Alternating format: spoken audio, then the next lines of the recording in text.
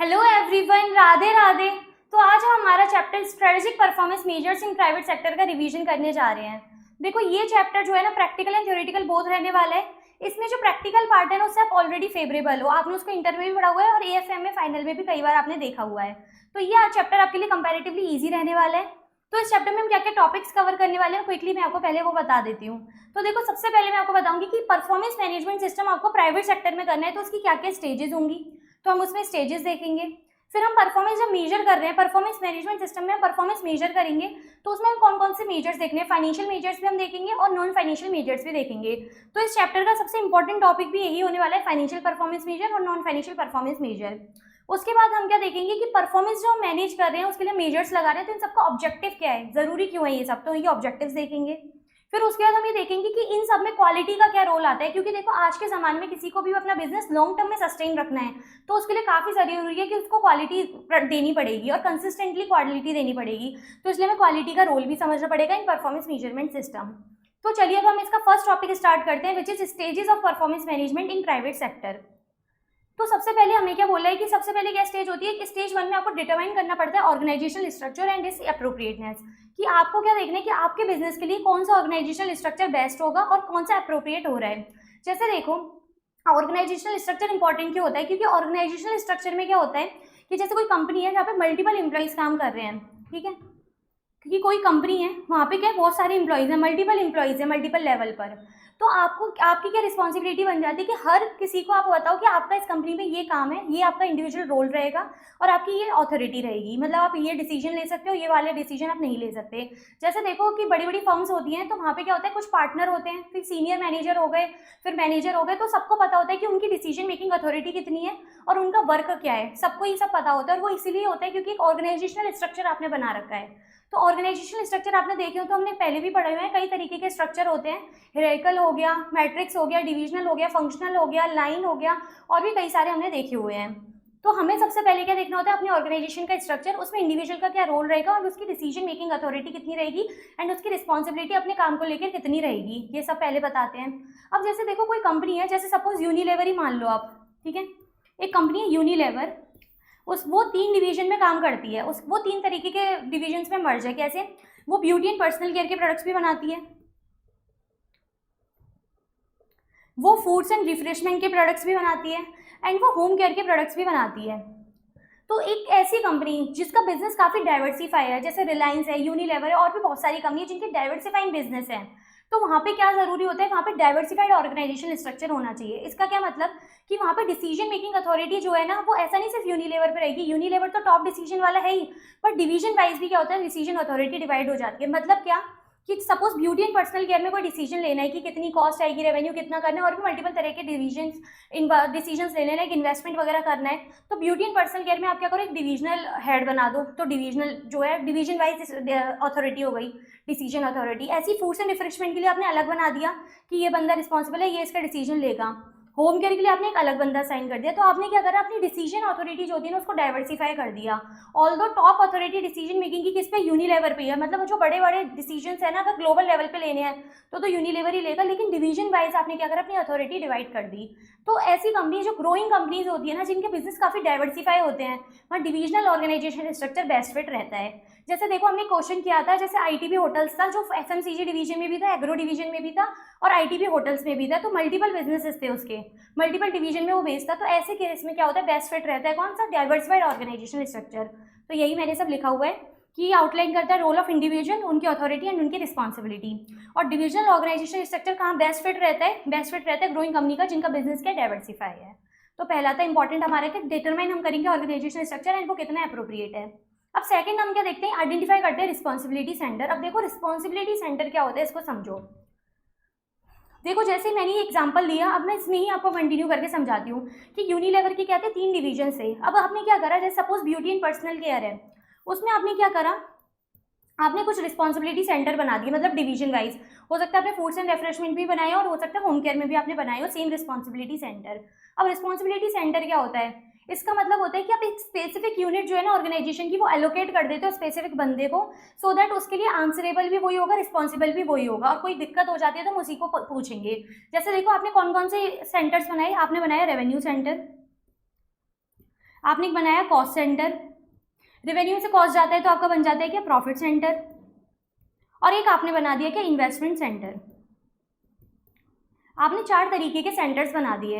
मतलब इसमें क्या हुआ कि रेवेन्यू से रिलेटेड कोई भी डिसीजन लेना है तो आपने एक बंदा साइन कर दिया एक कि रेवेन्यू से रिलेटेड कोई भी डिसीजन लेना है या रेवेन्यू में कुछ भी अप डाउन करना है या कुछ भी करना है या रेवेन्यू के लिए कोई ऑब्जेक्टिव सेट करना है तो कौन बंदा रिस्पॉन्सिबल होगा, ए होगा। ऐसे कॉस्ट सेंटर के लिए आपने बी को साइन कर दिया कि कॉस्ट सेंटर में कोई भी डिसीजन लेना है, कॉस्ट को कम करना है या कॉस्ट ज़्यादा आ रही है बजटेड से तो वेरिएंस कंट्रोल करना है तो आंसरेबल कौन होगा, बी होगा। ऐसी प्रॉफिट सेंटर के लिए सी कर दिया, और इन्वेस्टमेंट से रिलेटेड कोई भी डिसीजन लेने हैं तो वो कौन लेगा, डी लेगा। आपने इस तरह से क्या करा, डिवीजन में खुद एक अकेले डिवीजन में आपने क्या करा, रिस्पॉन्सिबिलिटी सेंटर्स बना दिए। अब इससे क्या होता है ना, इन रिस्पॉन्सिबिलिटी सेंटर से क्या होता है कि आप एक रिस्पॉन्सिबिलिटी अकाउंटिंग यूज करते हो। मतलब आप क्या करते हो कि आप इन सेंटर के बेसिस पे क्या करोगे, इन्फॉर्मेशन कलेक्ट करोगे एंड रिपोर्ट करोगे कि पर्टिकुलर इस सेंटर में ये दिक्कत है, उस सेंटर में वो है, इसमें हमें ये करना है, उसमें वो करना है। तो हर सेंटर के लिए एक बंदा रिस्पॉन्सिबल हो गया, फिर उसमें जो भी डिसीजंस वगैरह लेने होंगे ना तो आप आराम से ले सकते हो।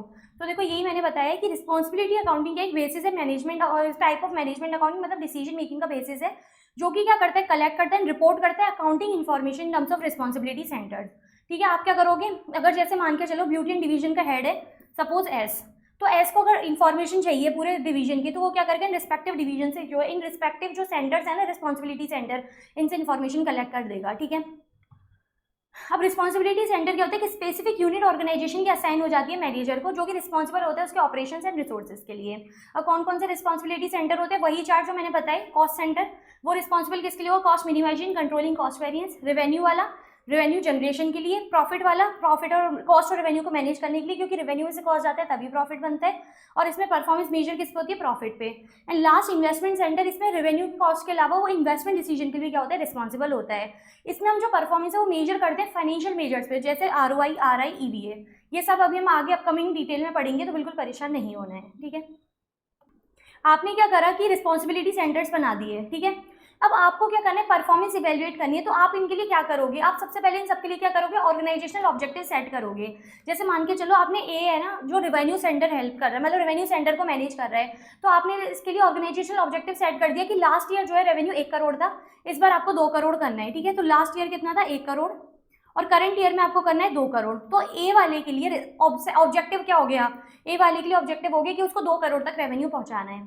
ऐसे आप कॉस्ट सेंटर को क्या बोलोगे कि लास्ट ईयर जो कॉस्ट आ रही थी वो आ रही थी 50 लाख, इस बार इसको लेकर आओ 25 लाख पे। ठीक है, तो बी वाले के लिए ऑब्जेक्टिव क्या हो गया, 25 लाख कॉस्ट लेकर आनी है, उसको 25 लाख तक कॉस्ट कम करनी है। ऐसे सी वाले के लिए आप बना दोगे, डी वाले के लिए बना दोगे। तो आप क्या करोगे, हर पर्टिकुलर रिस्पॉन्सिबिलिटी सेंटर के लिए ऑर्गेनाइजेशनल ऑब्जेक्टिव सेट कर दोगे। ये आपने क्या करा, सेट कर दिया। तो आप क्या करते हो, स्टैब्लिश करते हो performance measures and their target. मतलब आपने क्या करा, ऑर्गेनाइजेशनल ऑब्जेक्टिव सेट कर दिया, इनके बेसिस पे आप क्या करोगे, इनके लिए परफॉर्मेंस मेजर करोगे। परफॉर्मेंस मेजर कैसे, फाइनेंशियल परफॉर्मेंस मेजर भी लगाओगे और नॉन फाइनेंशियल परफॉर्मेंस मेजर भी लगाओगे। तो अब लास्ट स्टेज में क्या करते हो, परफॉर्मेंस इनकी रिव्यू करते हो। अब मान के चलो कि ए वाले को आपने ऑर्गेनाइजेशनल ऑब्जेक्टिव दिया था कितना, 2 करोड़ का आपको रेवेन्यू पहुंचाना, पर वो नहीं पहुंचा पाया, तो आप इसके लिए क्या लोगे, करेक्टिव एक्शंस लोगे। आप क्या लोगे, करेक्टिव एक्शन। तो देखो स्टेज 1 में हमने क्या करा, ऑर्गेनाइजेशन स्ट्रक्चर देखा, स्टेज 2 में आइडेंटिफाई करा रिस्पॉन्सिबिलिटी सेंटर, फिर 3rd में हमने ऑर्गेनाइजेशन ऑब्जेक्टिव स्टैब्लिश करी, और 4th में हमने क्या करा, उसकी परफॉर्मेंस रिव्यू करी। और अगर वो परफॉर्मेंस अपनी सही अचीव नहीं कर पाए एज पर द टारगेट, तो हम क्या करेंगे, करेक्टिव एक्शन लेंगे। तो ये होता है हमारा stages of performance management system in private sector, क्योंकि हम पूरा प्राइवेट सेक्टर के बारे में पढ़ रहे हैं। ठीक है, अब नेक्स्ट हमारे आते हैं क्या, मेजर्स। अब सबसे पहले मैं आपको बताऊंगी फाइनेंशियल परफॉर्मेंस मेजर। तो उसमें सबसे पहले हमारा क्या आता है, ग्रॉस प्रॉफिट। देखो ये सारे आपने पढ़ रखे हैं, तो मैं इसको थोड़ा स्पीड में पढ़ाती हूँ।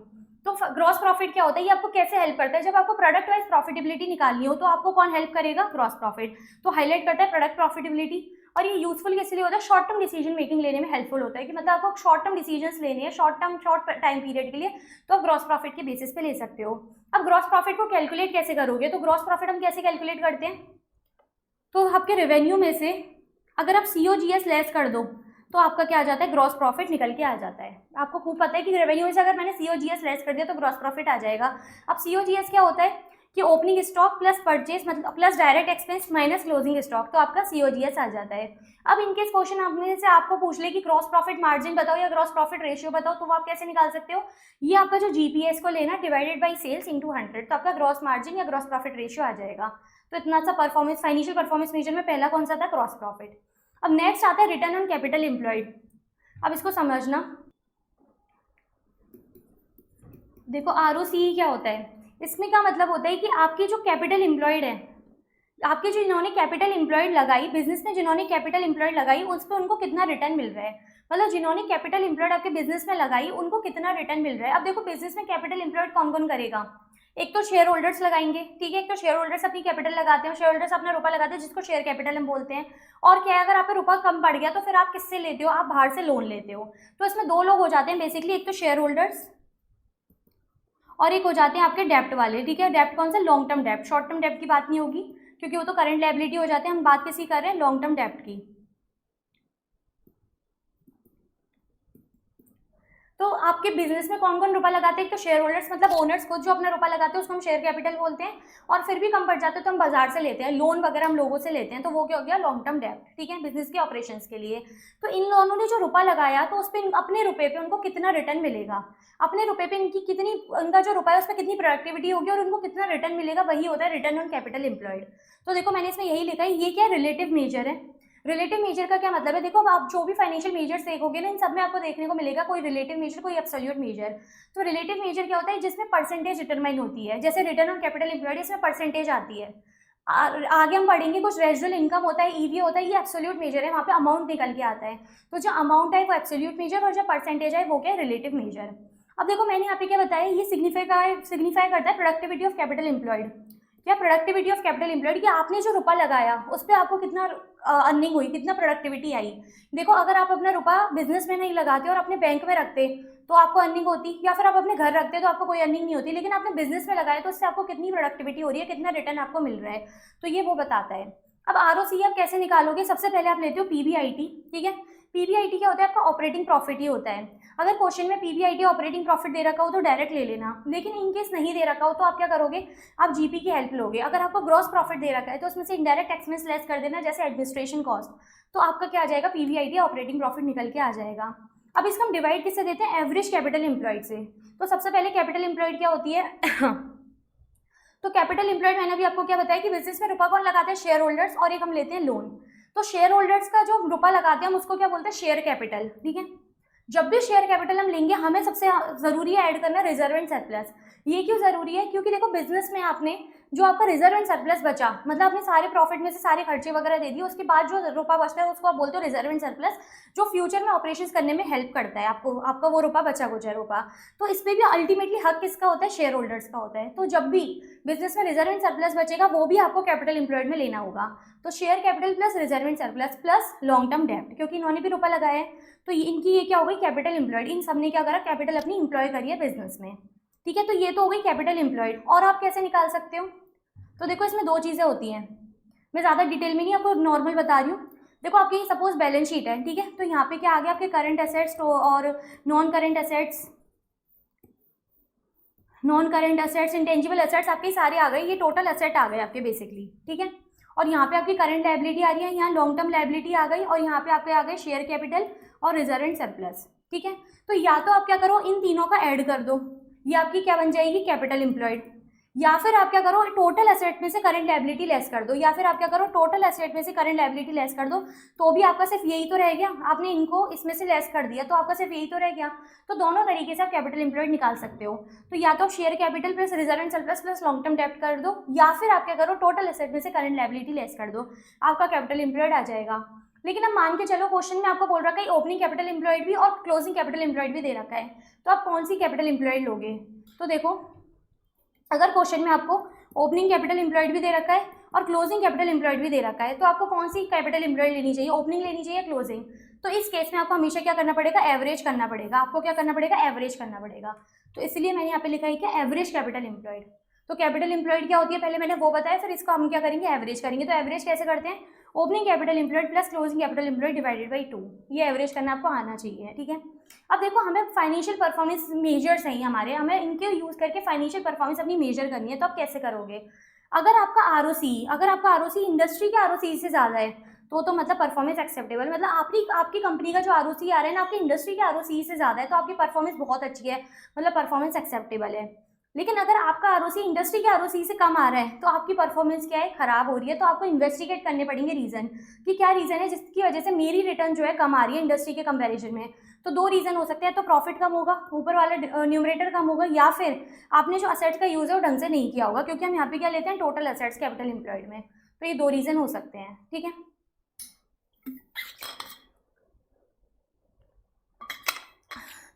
तो ये था आपका basically return on capital employed. अब नेक्स्ट हम देखते हैं रिटर्न ऑन इन्वेस्टमेंट। ये क्या होता है, ये सेम कैपिटल एम्प्लॉयड की तरह ही होता है, आरओसीई की तरह ही होता है। अब इसको ध्यान से समझना।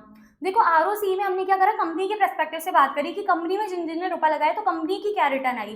तो आरओसीई हमने यहाँ पे क्या देखा, कंपनी के पर्सपेक्टिव से देखा। रिटर्न ऑन इन्वेस्टमेंट क्या है, ये लिटिल सेल्फिश होता है। यहाँ पे हम कंपनी की बात नहीं करते, कंपनी में जो डिविजन्स है ना, जैसे यूनिलेवर कंपनी है, इसमें जो डिविजन्स हैं, ये जो डिवीजन थे ना आपके beauty and personal care, F&R, home care, इनके बारे में हम बात करते हैं। मतलब रिटर्न ऑन इन्वेस्टमेंट क्या बोलते हैं कि हमारी कंपनी में हमारे डिवीजन में जो इन्वेस्टमेंट कर रहे हैं ना, उन पे कितने रिटर्न हमें मिल रहा है। तो ये लिटिल सेल्फिश होते हैं क्योंकि डिवीजन वाइज अपनी परफॉर्मेंस जज करते हैं। तो ये क्या रिलेटिव मेजर है, क्योंकि यहाँ पे भी परसेंटेज आती है, विच लीड टू सब ऑप्टिमाइजेशन। मतलब क्या कि इनको फर्क नहीं पड़ता कि कंपनी की रिटर्न कितनी आ रही है, नहीं आ रही, कंपनी की परफॉर्मेंस कैसी है कैसी नहीं है, इनको फर्क नहीं पड़ता। इनको क्या होता है कि हमारा जो डिवीजन है ना उसकी परफॉर्मेंस अच्छी होनी चाहिए, कि अगर कंपनी इन्वेस्टमेंट कर रही है तो हमारे डिवीजन में करे, वो सब ये चाहते हैं। तो विच लीड्स टू सब ऑप्टिमाइजेशन, मतलब ये सिर्फ अपने बारे में सोचते हैं, लिटिल सेल्फिश होते हैं ये। अब इसमें क्या होता है, डिवीजन के मैनेजर की परफॉर्मेंस जब भी आप इवेल्युएट करोगे ना आरओआई पे, ये कभी भी होल कांग्रेस को प्रमोट नहीं करेगा। होल कांग्रेस मतलब ये कंपनी एज अ होल की बात नहीं करता, ये सिर्फ अपने डिवीजन की बात करता है कि अगर मेरे डिवीजन की रिटर्न अच्छी है तो मेरा डिवीजन अच्छा परफॉर्म कर रहा है। इनको कोई फर्क नहीं पड़ता कि ओवरऑल कंपनी की परफॉर्मेंस डाउन हो। तो ये क्या होते हैं, सेल्फिश होते हैं, ये गोल कांग्रेस को अभी प्रमोट नहीं करते, ये सिर्फ अपने बारे में सोचते हैं, ठीक है। तो अब इसको कैलकुलेट आप कैसे करोगे, तो सेम देखो, हमने रिटर्न ऑन कैपिटल एम्प्लॉयड में आरओसीई में हमने ऊपर क्या लिया था, एवरेज ओपनिंग पीबीआईटी या ऑपरेटिंग प्रॉफिट। सेम हम यहाँ पे क्या लेते हैं, कंट्रोलेबल प्रॉफिट, किसका, डिवीजन का, क्योंकि हम डिवीजन वाइज यहाँ परफॉर्मेंस कैलकुलेट करेंगे। तो कंट्रोलेबल प्रॉफिट आप क्या लोगे, डिवीजन का। तो कंट्रोलेबल प्रॉफिट है ही क्या है, सेम है, पीबीआईटी या operating profit controlled by division manager. मतलब क्या कि जैसे ये आपका मान के चलो ये ब्यूटी एंड पर्सनल केयर है, इसका जो प्रॉफिट आएगा ना, तो आपको सिर्फ यही लेना है। आप ऐसा नहीं कि कंपनी का ओवरऑल प्रॉफिट ले लो, आरओसी में तो आप ओवरऑल प्रॉफिट लेते हो, पूरा ऑपरेटिंग प्रॉफिट आप लेके चलते हो, लेकिन यहाँ पे सिर्फ वो प्रॉफिट लेना है जो उस पर्टिकुलर डिवीजन मैनेजर जो है कंट्रोल करेगा। जैसे सपोज आपका टोटल प्रॉफिट आया यूनिलेवर का 2 लाख, ठीक है, 2 लाख आया, और ब्यूटी एंड पर्सनल केयर का है सिर्फ 50,000, ठीक है, और ये भी है 50,000 फूड्स एंड रिफ्रेशमेंट का, और होम केयर का कितना है, 1 लाख। तो आप कितना लोगे, तो ब्यूटी एंड पर्सनल केयर की अगर आप रिटर्न ऑन इन्वेस्टमेंट निकालो तो ओनली 50,000 प्रॉफिट आप लोगे, टोटल 2 लाख नहीं लोगे। तो ओनली वो प्रॉफिट जो कि कंट्रोल बाय डिविजनल मैनेजर है। तो देखो इस केस में अगर कोई भी हेड ऑफिस की कॉस्ट आती है ना, वो आपको क्या करनी है, कंप्लीटली इग्नोर करनी है, क्योंकि ये गोल कांग्रेस को प्रमोट नहीं करता, ये सिर्फ डिवीजन वाइज अपनी परफॉर्मेंस मेजर करता है। अब देखो कंट्रोलेबल प्रॉफिट ऑफ डिवीजन आपने ले लिया, जिसका डिवाइड किससे दोगे, नेट एसेट से भी कर सकते हो, ऑपरेटिंग एसेट से भी कर सकते हो, और डिवीजन में कितना इन्वेस्टमेंट हुआ उससे भी कर सकते हो, क्योंकि यहाँ सब बात किसकी होगी, डिवीजन की होगी, क्योंकि हम डिवीजन के बेसिस पे परफॉर्मेंस मेजर कर रहे हैं। तो नेट एसेट कैसे निकालते हैं, सेम जैसे ऊपर बताया था, total asset minus current liability. तो इसमें भी अगर हेड ऑफिस की एसेट या लायबिलिटी दे रखी है तो वो भी आपको क्या करनी पड़ेगी, इग्नोर करनी पड़ेगी।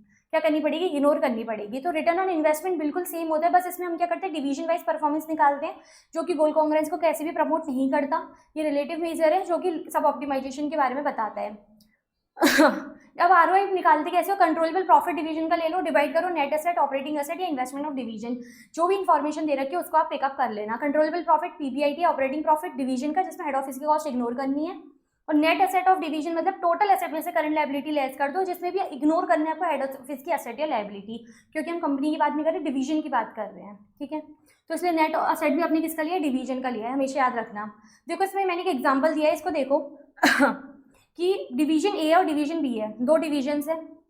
प्रपोज इन्वेस्टमेंट है, प्रपोज इन्वेस्टमेंट मतलब इन्वेस्टमेंट ही करना चाहते हैं, हमेशा इस तरह के क्वेश्चन आएंगे। अगर इन्वेस्टमेंट कर ही दिया तो फिर आप किस चीज़ का डिसीजन ले रहे हो, डिसीजन आपको यही तो लेना है कि इन्वेस्टमेंट किस डिवीजन में करना चाहिए, नहीं करना चाहिए, इस तरह से तो फाइनेंशियल परफॉर्मेंस मेजर होगी। तो प्रपोज इन्वेस्टमेंट 20 लाख दोनों में सेम है। कंट्रोलेबल प्रॉफिट डिवीजन ए का कितना है, 2 लाख, और डिवीजन बी का कितना है, 1,40,000। प्रेजेंट आरओआई कितनी है, 13% और 5%। ओवरऑल कॉस्ट ऑफ कैपिटल, अब देखो प्रेजेंट आरओआई डिवीजन वाइज कितनी है, ए की 13%, बी की 5%, लेकिन कंपनी की रिटर्न ऑन इन्वेस्टमेंट कितना है, कंपनी का आरओआई कितना आ रहा है, 8%, कंपनी का तो सेम रहेगा, क्योंकि कंपनी की तो डिवीजन है तो दोनों में कंपनी की आरओआई तो सेम रहेगी, तो डिफर हो ही नहीं सकती। अब देखो ROI ऑफ प्रपोज इन्वेस्टमेंट, अब आपको ROI निकालना है, प्रपोज इन्वेस्टमेंट को देखते हुए आपको ROI निकालना है। तो आप कैसे निकालोगे कि कंट्रोलेबल प्रॉफिट लो डिवीजन का, ये कितना आ रहा है 2 लाख, इसका डिवाइड दो प्रपोज इन्वेस्टमेंट से, इन्वेस्टमेंट ऑफ डिवीजन दे रखा है तो डिवाइड बाई 20 लाख इंटू 100, तो 2 डिवाइडेड बाई 20 लाख इंटू 100 आप करोगे तो आपका कितना आ गया, बेसिकली 10% आ गया। तो अगर प्रेजेंट ROI देखी जाए तो 13% थी, लेकिन प्रपोज इन्वेस्टमेंट करके, मतलब अगर आप ये इन्वेस्टमेंट कर दो कंपनी में, अगर आपके डिवीजन में इन्वेस्टमेंट कर दें 20 लाख का, कंपनी अगर आपके डिवीजन में इन्वेस्टमेंट कर दे 20 लाख का, तो आपकी ROI कितनी हो जाएगी 10%, मतलब वो ये डिक्रीज हो जाएगी। तो एज पर डिवीजन हम क्या डिसीजन लेंगे कि इन्वेस्ट नहीं करना चाहिए, इन्वेस्ट नहीं करना चाहिए, क्योंकि पहले तो आपकी 13% ROI आ रही थी, लेकिन इन्वेस्टमेंट के बाद कितनी हो जाएगी 10%, मतलब रिड्यूस हो रही है 3% से। तो डिवीजन क्या बोलेगा कि आप हमारे में इन्वेस्ट मत करो। अब डिवीजन बी की ओर देख लो कि प्रेजेंट ROI है 5%, अगर इन्वेस्टमेंट कर देते हैं तो उनकी ROI हो जाएगी 7%। तो डिवीजन बी क्या बोलेगा कि हाँ प्लीज़ आप मेरे में इन्वेस्ट करो, क्योंकि 5% से 7% मेरी ROI हो गई, ठीक है। तो ये क्या बोलेगा, इन्वेस्ट करो। तो हमने क्या करा है, डिवीजन वाइज डिसीजन लिया। ये गोल कांग्रेस को प्रमोट नहीं करता। अगर हम कंपनी के पर्सपेक्टिव से देखें, अब हम क्या देख रहे हैं कंपनी के पर्सपेक्टिव से, तो देखो क्या होगा कि कंपनी की ओवरऑल कॉस्ट ऑफ कैपिटल कितनी है 8%, ठीक है 8%। अगर वो प्रपोज इन्वेस्टमेंट कर दे तो ROI ए में कितनी हो जाएगी, डिवीजन ए में 10%, मतलब वो बढ़ जाएगी। तो कंपनी क्या बोलेगी कि हाँ डिवीजन ए में इन्वेस्टमेंट करना चाहिए, क्योंकि यहाँ पे ग्रोथ अपॉर्चुनिटी है, क्योंकि उनकी ROI पहले 8 थी, अब कितनी हो जाएगी 10 मिलेगी मुझे, ठीक है। तो कंपनी के पर्सपेक्टिव से इन्वेस्ट करना है, डिवीजन के पर्सपेक्टिव से इन्वेस्ट नहीं करना। तो देखो इस तरह से क्या होता है, डिफरेंस आ जाता है आंसर में। ऐसे डिवीजन बी के केस में देखो कि कंपनी की ओवरऑल कॉस्ट ऑफ कैपिटल है 8%, लेकिन अगर वो इसमें इन्वेस्टमेंट कर देते हैं तो डिवीजन बी आपको कितना रिटर्न देगा, ओनली 7%, मतलब आपकी ROI कम हो जाएगी। तो कंपनी के पर्सपेक्टिव से देखा जाए तो डिवीजन बी में क्या ग्रोथ अपॉर्चुनिटी नहीं है, उल्टा इनकी ROI तो कम हो रही है, तो कंपनी क्या लेगी, इसमें इन्वेस्टमेंट नहीं करना चाहिए, नॉट इन्वेस्ट। तो देखो कितना कॉन्ट्राडिक्टरी आंसर हो जाता है, एकदम ही उल्टा अपोजिट आंसर हो जाता है। इसलिए हम बोलते हैं कि ROI जो है गोल कांग्रेस को प्रमोट नहीं करता है। तो ROI सिर्फ क्या बोलते हैं कि अगर रिलेटिव अपनी परफॉर्मेंस अगर डिवीजन वाइज देखनी है तो उसके बेसिस पे आप डिसीजन ले सकते हो, तो अलग आता है, ठीक है। अब नेक्स्ट आता है रेजिडुअल इनकम। रेजिडुअल इनकम क्या होता है, एक एब्सोल्यूट मेजर होता है। यहाँ पे आप क्या करते हो, यहाँ अमाउंट निकालते हो। इसका मतलब क्या होता है कि आपने क्या करा कि आपका जो प्रॉफिट था ना, आपका जो कंपनी का प्रॉफिट आ रहा था, उसमें से आपने सारे खर्चे वगैरह लेस कर दिए। उसके बाद जिन्होंने रुपया लगाया आपके बिजनेस में किसने रुपया लगाया था, मैंने अभी बताया था 2 लोग आपके बिजनेस में रुपया लगाते हैं, शेयर होल्डर्स और लॉन्ग टर्म डेब्ट। फिर इनकी जो कंपनी में कॉस्ट आ रही है, अब देखो कोई भी बिजनेस में रुपया लगाता है तो वो आपसे कुछ चार्ज करेगा, वो भी तो आपसे कुछ रिटर्न मांगेगा। तो लॉन्ग टर्म डेब्ट को हम क्या देते हैं, इसको आप देते हो इंटरेस्ट, ठीक है, और शेयर होल्डर्स को आप क्या देते हो, डिविडेंड। तो कंपनी क्या बोल रही है रेजिडुअल इनकम में, रेजिडुअल इसका नाम ही क्यों पड़ा, क्योंकि कंपनी के प्रॉफिट में से आपने सारे खर्चे लेस कर दिए। उसके बाद आपने इन शेयर होल्डर्स की लॉन्ग टर्म डेब्ट की कैपिटल जो लगाई थी ना, उसकी जो कॉस्ट आ रही थी वो भी, उसका भी आपने पेमेंट कर दिया, मतलब इंटरेस्ट का भी कर दिया, डिविडेंड का भी कर दिया। उसके बाद भी अगर आप पे कुछ रुपया बचता है तो वो होता है रेजिडुअल इनकम। अगर वो पॉजिटिव आता है तो आपको ये इन्वेस्टमेंट एक्सेप्ट करना चाहिए, अगर ये नेगेटिव आता है तो आपको एक्सेप्ट नहीं करना चाहिए, आपको कंप्लीटली रिजेक्ट कर देना चाहिए। तो बेसिकली रेजिडुअल इनकम जो है ये क्या है, एब्सोल्यूट मेजर है। और ये कहाँ हेल्पफुल होता है, जो सेम डिवीजन, मतलब डिवीजन का जो है सेम साइज हो, मतलब सेम साइज के डिवीजन हो। जैसे देखो, मतलब जो आपके डिवीजन सेम साइज के ना, वहाँ पे कंप्लीटली एप्लीकेबल होता है। अब ये क्या करता है, गोल कांग्रेंस को प्रमोट करता है, क्योंकि यहाँ पे हम डिसीजन किसका ले रहे हैं, कंपनी के पर्सपेक्टिव से डिसीजन लेते हैं। तो यहाँ पे जब देखो लेस हम करते हैं ना, तो यहाँ पे भी हम क्या ले रहे हैं, overall cost of capital company की ले रहे हैं। क्योंकि कंपनी, जैसे सपोज डिवीजन का हमने प्रॉफिट लिया, उसमें कंपनी का कितना ओवरऑल कॉस्ट ऑफ कैपिटल कितनी आ रही थी, कंपनी की जो जिन्होंने कंपनी में रुपया लगाया उनकी कॉस्ट ऑफ कैपिटल कितनी आ रही थी, हमने उसको भी लेस कर दिया इनटू इन्वेस्टमेंट ऑफ डिवीजन। तब जाके हमारा जो RI आया ना, उसके ऊपर हम डिसीजन लेते हैं। अगर RI पॉजिटिव है तो एक्सेप्ट करो, अगर RI नेगेटिव है तो रिजेक्ट कर दो। तो ये होता है बेसिकली इसका कैलकुलेशन। तो देखो इसकी कैलकुलेशन जो है ना काफ़ी इंटरेस्टिंग होती है, क्योंकि कंट्रोलेबल प्रॉफिट आपको डिवीजन का लेना है। फिर डिवीजन जो है ना, कंपनी जो है डिवीजन में इन्वेस्ट करिए, तो कंपनी की जो कॉस्ट आ रही है आपने वो भी लेस कर दी। उसके बाद जो आपका रुपया आया वो है रेजिडुअल इनकम। तो ये क्या करता है, गोल कांग्रेंस को प्रमोट करता है, ये कंपनी के पर्सपेक्टिव से डिसीजन लेता है, ये सिर्फ डिवीजन के ऊपर बेस्ड नहीं होता। अब देखो इसमें है ना, इसकी भी एक लिमिटेशन होती है, क्या कि जो डिवीजन सेम साइज के है ना, ये सिर्फ उन्हीं को कंपेयर कर सकता है। मान के चलो कोई डिवीजन है जो 10 लाख रुपए कमाता है और कोई डिवीजन है जो सिर्फ 1 लाख रुपए कमाता है, तो ये उनको कंपेयर नहीं कर पाएगा। ये सेम लेवल के जो डिवीजन होते हैं ना, उनके ही कंपेरिजन में होता है। तो इसमें ROI और RI का मैंने क्या करा है, कुछ डिफरेंसेस बताए हैं और कुछ सिमिलरिटीज भी बताई हैं। कि ROI में scale of operation not subject to, मतलब ROI में क्या होता है कि कोई भी साइज का डिवीजन हो आप आराम से कंपैरिजन कर सकते हो, आराम से क्या होगा निकाल सकते हो। लेकिन RI में क्या है कि सेम साइज के डिवीजन होने चाहिए, तभी क्या होगा आप कंपैरिजन कर पाओगे। तो स्केल ऑफ ऑपरेशन इसमें RI में मैटर करता है, ROI में मैटर नहीं करता। मेजर ROI क्या होता है, रिलेटिव मेजर है, मतलब यहाँ पे क्या निकलता है, परसेंटेज निकलती है, जबकि RI क्या एब्सोल्यूट है, क्योंकि यहाँ पे क्या आता है, अमाउंट आता है आपका। अब ROI में आप डिसीजन कैसे लेते हो, आप दो रेट को कंपैरिजन करते हो, प्रेजेंट ROI और प्रपोज्ड ROI। जैसे देखो ऊपर भी हमने दिया था कि हमने प्रेजेंट ROI ली थी और एक्सपेक्टेड ROI ली थी और इनका कंपैरिजन करके डिसीजन लिया था। लेकिन RI में ऐसा नहीं होता, यहाँ पे आप अमाउंट निकाले हो तो आप यहाँ पे देखते हो कि अर्निंग जो आपको कितनी हो रही है एज कंपैरिजन टू कॉस्ट। मतलब आपने यहाँ पे क्या लिया, कंट्रोलेबल प्रॉफिट लिया, जो कि क्या होती है आपकी एक तरह से अर्निंग, और माइनस कर दिया आपने अपनी क्या, कॉस्ट को। तो अर्निंग को कंपेरिजन करते हो कॉस्ट से, तो by comparing earning with cost, ठीक है। अब इन दोनों में सिमिलरिटी क्या होती है, दोनों जो है करंट लेवल पर मेजर करते हैं, करंट लेवल की करंट बेसिकली परफॉर्मेंस बताते हैं, और दोनों ही कैसे हेल्प करते हैं, परफॉर्मेंस इवैल्यूएट करने की, मैनेजर की परफॉर्मेंस इवैल्यूएट करने की, क्योंकि हम सब में क्या देख रहे हैं, डिवीजन वाइज कैलकुलेशन कर रहे हैं।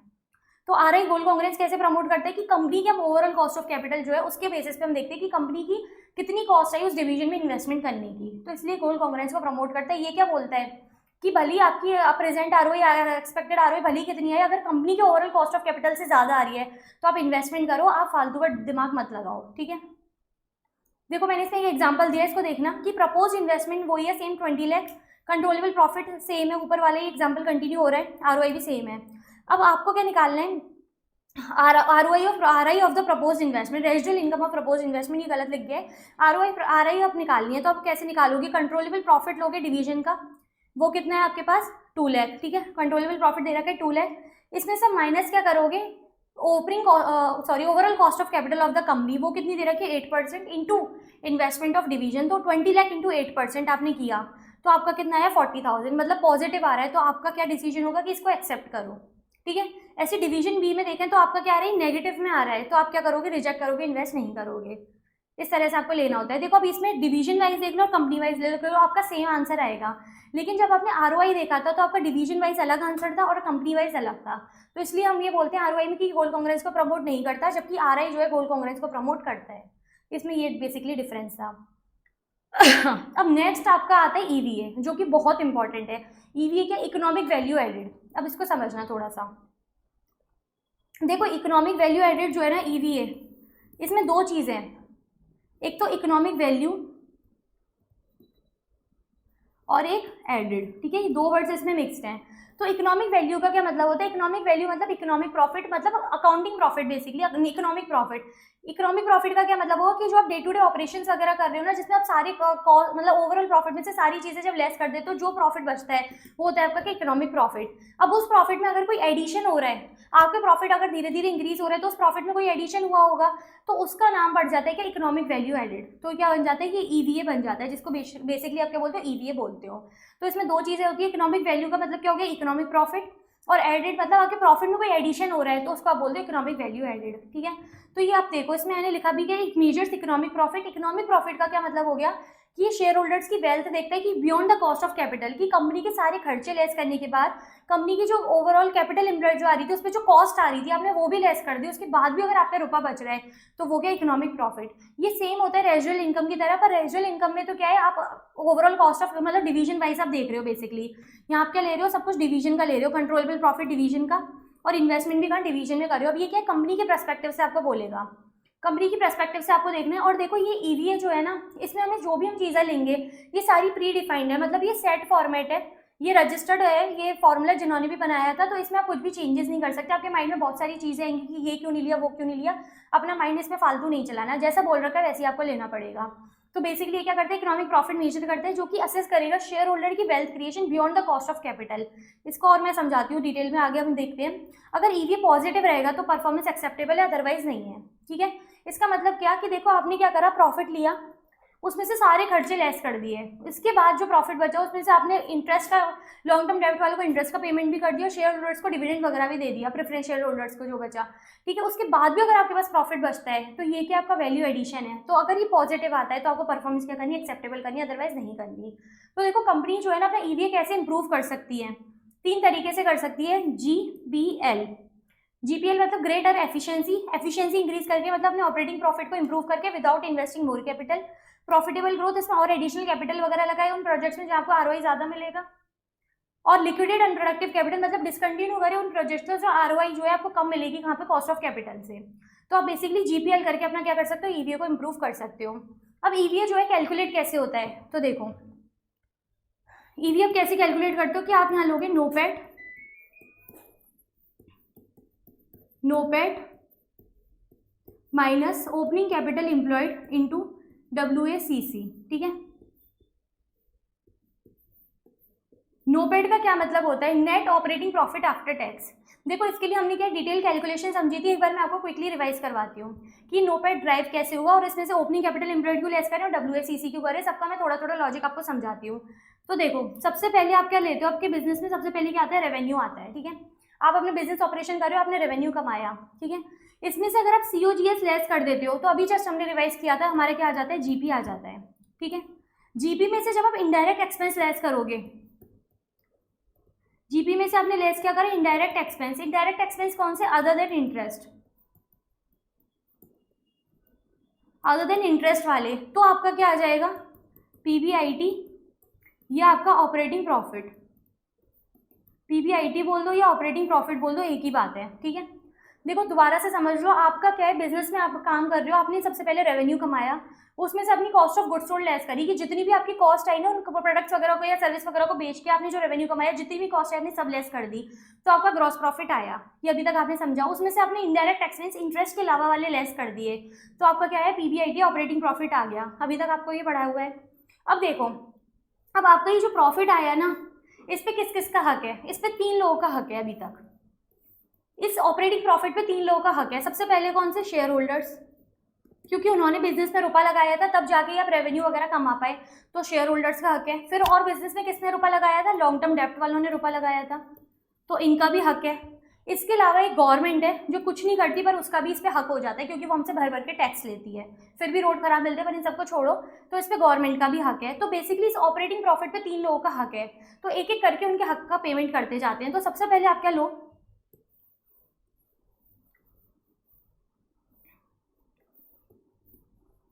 तो सबसे पहले आप क्या करो, इसमें से इंटरेस्ट लेस करो, ठीक है। आपने क्या करा, अदर देन इंटरेस्ट आपने इनडायरेक्ट एक्सपेंस लिए, तब आपने इंटरेस्ट लेस कर दी, मतलब आपने लॉन्ग टर्म डेब्ट वाले का काम कर दिया। अब आपका उसके ऊपर कुछ भी बकाया नहीं है, तो आपने क्या करा, उसने जो रुपया लगाया तो उसकी कॉस्ट आपने उसको पे कर दी, इंटरेस्ट आपने पे कर दिया। तो अब आपके पास क्या बचा, PBT, प्रॉफिट बिफोर टैक्स। फिर आप इसमें से लेस कर दो टैक्स, तो आपने गवर्नमेंट का भी काम कर दिया। तो आपने क्या करा, लॉन्ग टर्म डेब्ट वालों का काम भी कर दिया, आपने गवर्नमेंट का काम भी कर दिया। रह कौन गया, बच गए शेयर होल्डर्स, ठीक है। अब PBT में से टैक्स लेस करते हो तो क्या आता है, PAT आपके पास आ गया। अब इसमें हक किसका है, शेयर होल्डर्स का। लेकिन देखो आजकल तो होते नहीं, पहले क्या होते थे, प्रेफरेंस शेयर होल्डर्स होते थे, तो हमेशा क्या प्रायोरिटी उनको दी जाती थी। ये सब आप जानते हो, 11th-12th में हमने खूब पढ़ा है ये सब। तो प्रेफरेंस शेयर होल्डर्स की प्रायोरिटी होती थी, तो उनको क्या देना पड़ता है, शेयर होल्डर्स को डिविडेंड। तो आपने इसमें से लेस कर दिया क्या, preference dividend.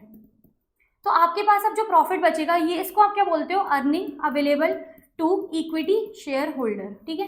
Earning available to equity shareholder, जो कि आपके कैसे आगे काम आता है, आपको भी पता है कि EPS वगैरह कैलकुलेट आप इसी के बेसिस पे करते हो। बेसिकली इसका मतलब क्या होता है कि ये एक ऐसा प्रॉफिट है जिसपे हक अब किसका है, सिर्फ और सिर्फ कंपनी के ओनर्स का है, मतलब किसका, शेयर होल्डर्स का। क्योंकि जो जिनसे आपने लॉन्ग टर्म डेट वालों से रुपया लिया था, आपने उनका पेमेंट कर दिया टैक्स इंटरेस्ट की फॉर्म में, गवर्नमेंट को आपने टैक्स दे दिया, प्रेफरेंस शेयर होल्डर्स को आपने उनका डिविडेंड दे दिया। अब जो रह गया प्रॉफिट, उस पर सिर्फ किसका हक है, सिर्फ शेयर होल्डर्स का हक है, क्योंकि उन्होंने भी रुपया लगाया हुआ है, तो उनकी भी कॉस्ट आपको पे करनी पड़ेगी। तो अब हमें क्या चाहिए, हमें इसमें से ये नहीं कि हमें PBIT चाहिए, PAT चाहिए, हमें ये सब नहीं लेना। आपको क्या निकालना है, नोपेट, मतलब नेट ऑपरेटिंग प्रॉफिट, ठीक है।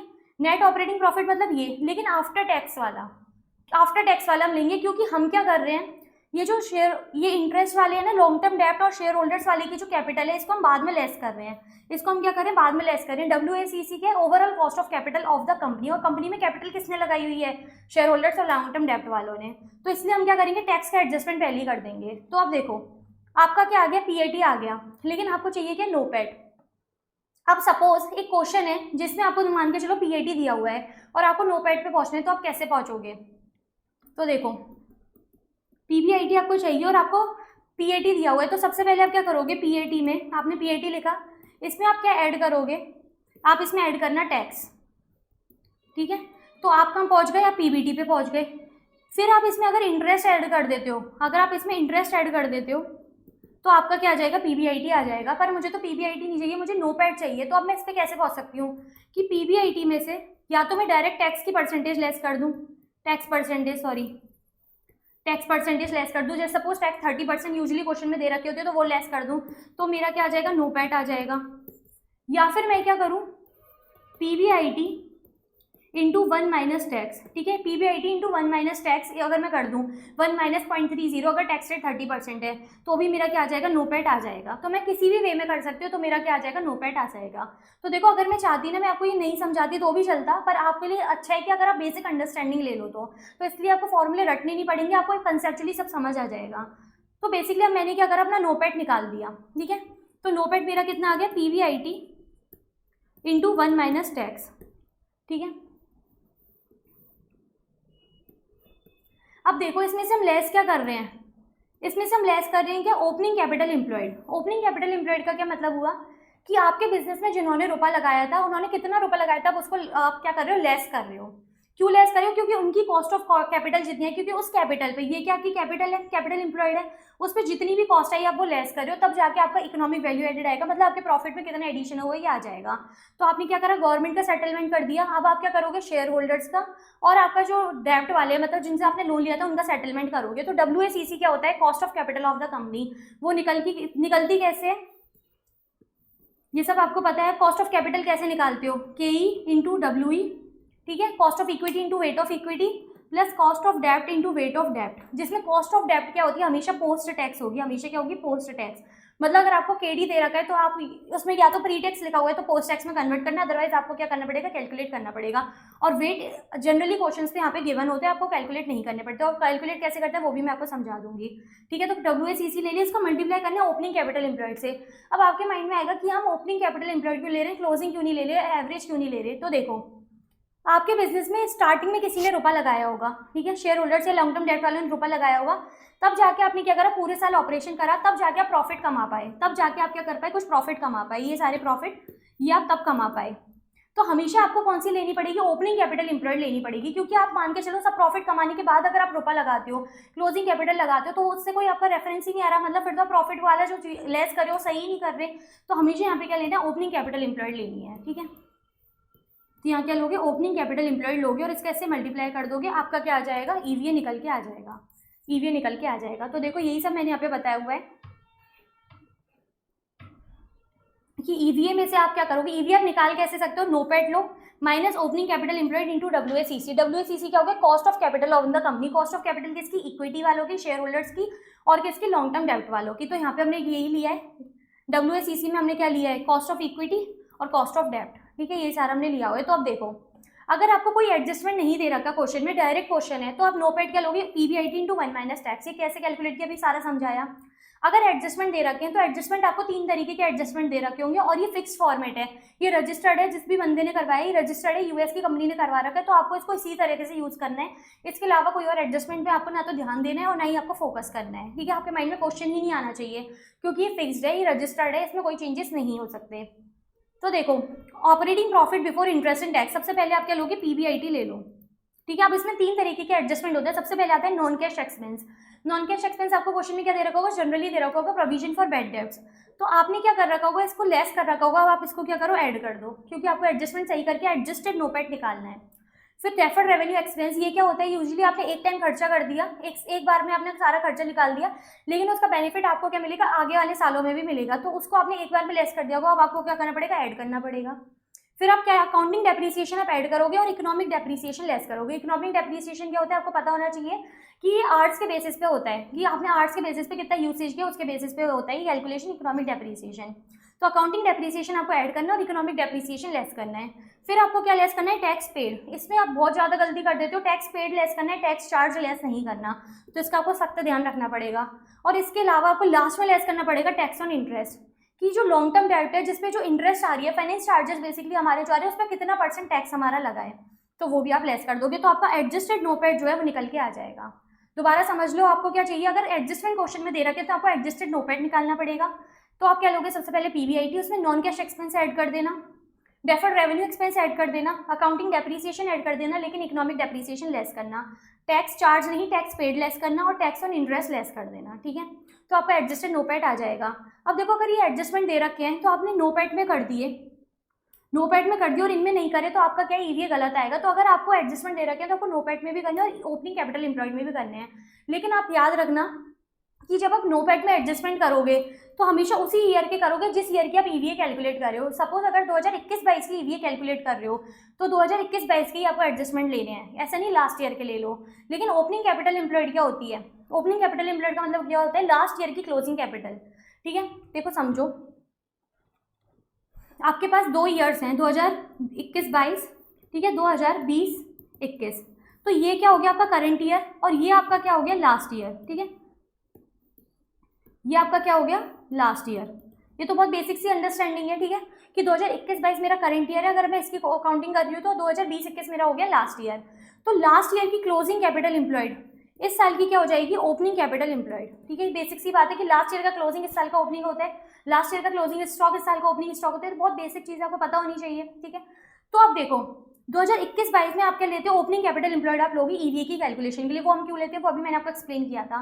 तो इसमें आप जो भी एडजस्टमेंट करोगे ना, इसमें जो भी आपको एडजस्टमेंट करने हैं, प्लस माइनस जो भी आप करोगे, प्लस माइनस आप जो भी करने वाले हो ना, वो सब कौन से लोगे? आप लास्ट ईयर के लोगे, क्योंकि लास्ट ईयर में आपने कुछ गड़बड़ कर दी होगी, इसलिए तो आपका ओपनिंग कैपिटल एम्प्लॉयड गलत आया। ये बेसिकली है तो लास्ट ईयर का ही ना, आपने तो इस साल बस कैरी फॉरवर्ड किया है। तो इसमें सारे एडजस्टमेंट कौन से लोगे? लास्ट ईयर के। लेकिन जब एडजस्टेड नोपैड लेते हो तो सारे करंट ईयर के एडजस्टमेंट लेते हो। ये बहुत ही इंपॉर्टेंट चीज़ है जो आप गलत कर देते हो, इसलिए याद रखना। तो देखो ओपनिंग कैपिटल एम्प्लॉयड में अगर एडजस्टमेंट दे रखे हैं तो आप कैसे कैलकुलेट करोगे? अगर नहीं दे रखे तो ओपनिंग कैपिटल एम्प्लॉयड क्या हो जाएगी? Share capital plus reserve and surplus plus long term डेब्ट, जैसे हमने आरओआई में देखी थी। ठीक है, ऐसे ही तो निकालते हैं कैपिटल एम्प्लॉयड। या और अब इसमें एडजस्टमेंट दे रखे तो आप क्या लोगे? नॉन कैश एक्सपेंस किसके? लास्ट ईयर के। डेफर्ड रेवेन्यू एक्सपेंस वो भी लास्ट ईयर का। अकाउंटिंग डेप्रिसिएशन भी किसका? लास्ट ईयर का। और लेस क्या कर दोगे? इकोनॉमिक डेप्रिसिएशन लास्ट ईयर का। तो सेम एडजस्टमेंट है, पर यहाँ पे हम लास्ट ईयर का लेंगे क्योंकि opening capital employed last year की क्लोजिंग कैपिटल होती है जिसमें हमने सारे एडजस्टमेंट कर रखे होंगे। तो हमेशा इसमें लास्ट ईयर का एडजस्टमेंट आपको देखने होंगे, तब जाके आपका एडजस्टेड ओपनिंग कैपिटल एम्प्लॉयड आ जाएगा। ठीक है, तो देखो आपने नोपैड निकाल लिया, आपने एडजस्टेड ओपनिंग कैपिटल एम्प्लॉयड निकाल दिया, फिर आप निकालोगे WACC। अब ये आप कैसे निकालते हो? इसमें आप दो चीज़ की कॉस्ट लेते हो, कॉस्ट ऑफ इक्विटी और कॉस्ट ऑफ डेब्ट। तो KE क्या है? Cost of equity into weight of equity. Weight of equity क्या होगा? Share capital plus reserve and surplus divided by total capital employed. Share capital RS plus long term डेब्ट। Total में बच जाना कि कहीं आप ओपनिंग क्लोजिंग कैपिटल को एम्प्लॉयड को टोटल कर दो, ऐसा कुछ मत करना। आप बस डिवाइड देख लो किससे करना है। ऐसी KD आप निकाल लोगे जिसमें लॉन्ग टर्म डेब्ट वाला ले लो और बाकी सारे जो है टोटल में ले लो। देखो मैंने आपको कई बार बताया कि शेयर कैपिटल जब भी होगा रिजर्व एंड सरप्लस आपको लेना पड़ेगा। तो जब कॉस्ट ऑफ इक्विटी निकालोगे ना तो भी आपको दोनों को लेना है। कई बार लोग गलत कर देते हैं, सिर्फ शेयर कैपिटल को ले लेते हैं, ऐसा नहीं करना है। ठीक है, कॉस्ट ऑफ डेब्ट हमेशा क्या होगा? पोस्ट टैक्स होगा, तो interest rate into 1 minus tax हमेशा ये करना है, याद रखना। क्वेश्चन में जनरली आपको प्री टैक्स ही दे रखा होगा, जनरली आप हो सकता है कभी कभी पोस्ट टैक्स दे रखा हो, वो आप कैलकुलेट कैसे करोगे वो भी सब आपको बताया हुआ है, तो वो भी आप कैलकुलेट कर सकते हो। ठीक है, तो इस तरह से आपको ईवी लेना है। ईवी क्या काफ़ी इंपॉर्टेंट है, इसके कई बार क्वेश्चन आ जाते हैं, तो ये देखने में टफ लगता है लेकिन ये सबसे ईजी होता है। हमने इसके क्वेश्चन काफ़ी डिटेल में करे हुए हैं। अब नेक्स्ट आता है आपका financial performance measure EPS, earning per share. ये क्या बोलता है यार? देखो अभी मैंने आपको एक फिक्स फॉर्मेट पूरा समझाया था कि सब में से ये चला गया, आपका क्या है? पैट आ गया। पैट के बाद प्रेफरेंस डिविडेंड लेस कर देते हैं तो आपका क्या आ जाता है? Earning available to equity shareholder. तो जब भी आपको EPS कैलकुलेट करना होगा ना, आप इंस्पी करोगे कि आपकी इक्विटी शेयर होल्डर्स को कितनी अर्निंग हो रही है, अर्निंग पर शेयर। ठीक है, पर शेयर आपको कितनी अर्निंग हो रही है। तो टोटल आपने ये प्रॉफिट ले लिया earning available to equity shareholder, क्योंकि अब इस पे हक किसका है? इक्विटी शेयर होल्डर्स का।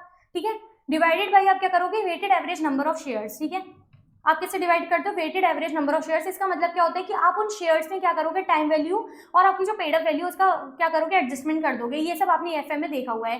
तो देखो अपना SCPM में इतना टेक्निकल नहीं आता है इस चीज़ में। EPS में नॉर्मल आपका अर्निंग दे रखा होगा और अर्निंग आपको नहीं दे रखा तो कैलकुलेट कर सकते हो, पर उसका डिवाइड किससे करना होगा? Weighted average number of shares से, जिसको आप वेन्स बोलते हो और जो क्वेश्चन में जनरली आपको गिवन होता है। तो यहाँ पर इतना टेक्निकल नहीं जाना है, और इनकेस दे भी दे तो आपको आना चाहिए। ठीक है, तो आप इसका डिवाइड किससे करोगे? Weighted average number of equity share से, जो कि एडजस्ट होता है by time factor and paid up value. और EAT/CH मतलब ये earning available to equity share के होल्डर कैसा है? PAT में से प्रेफरेंस डिविडेंड लेस कर दो, ये आ जाएगा।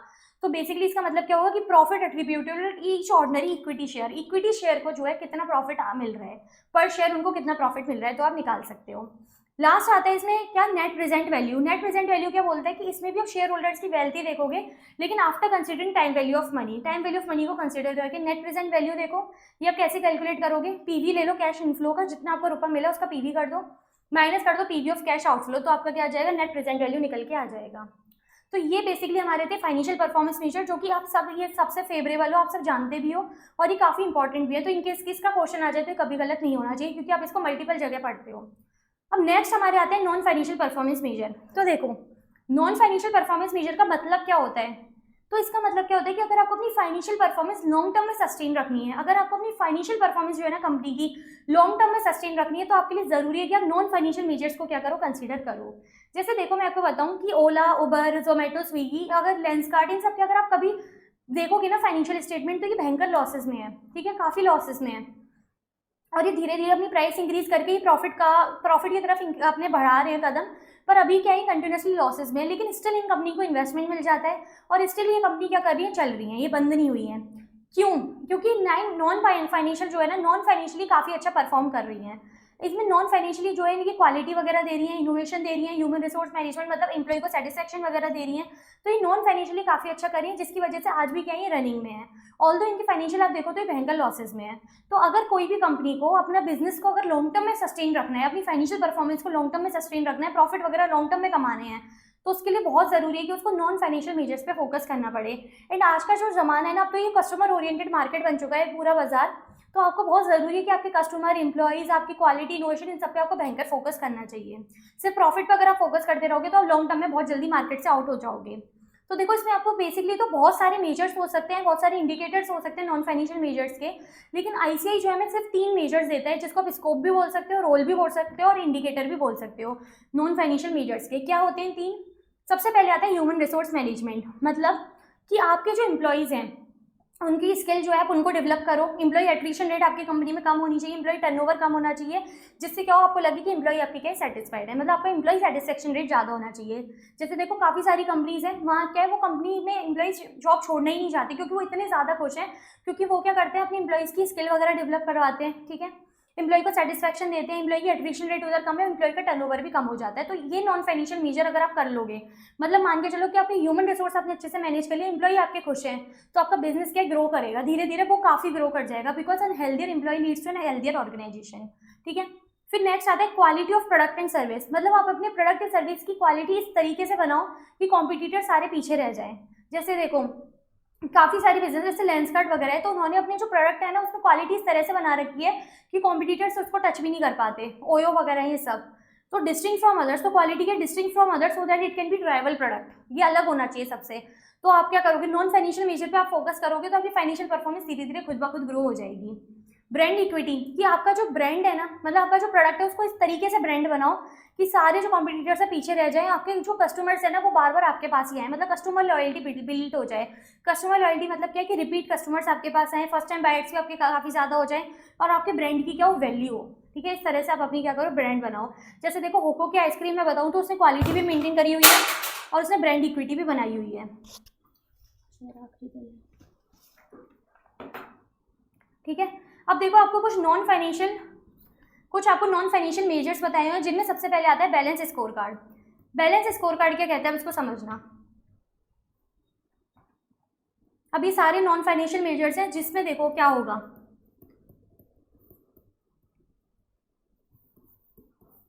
देखो एक बात याद रखना कि जितने भी नॉन फाइनेंशियल मेजर्स अब हम आगे पढ़ने वाले हैं ना, तो इसमें हमारा मेन एम क्या है कि फाइनेंशियल परफॉर्मेंस को हमें लॉन्ग टर्म में सस्टेन रखना है, इसलिए नॉन फाइनेंशियल मेजर्स जरूरी हैं।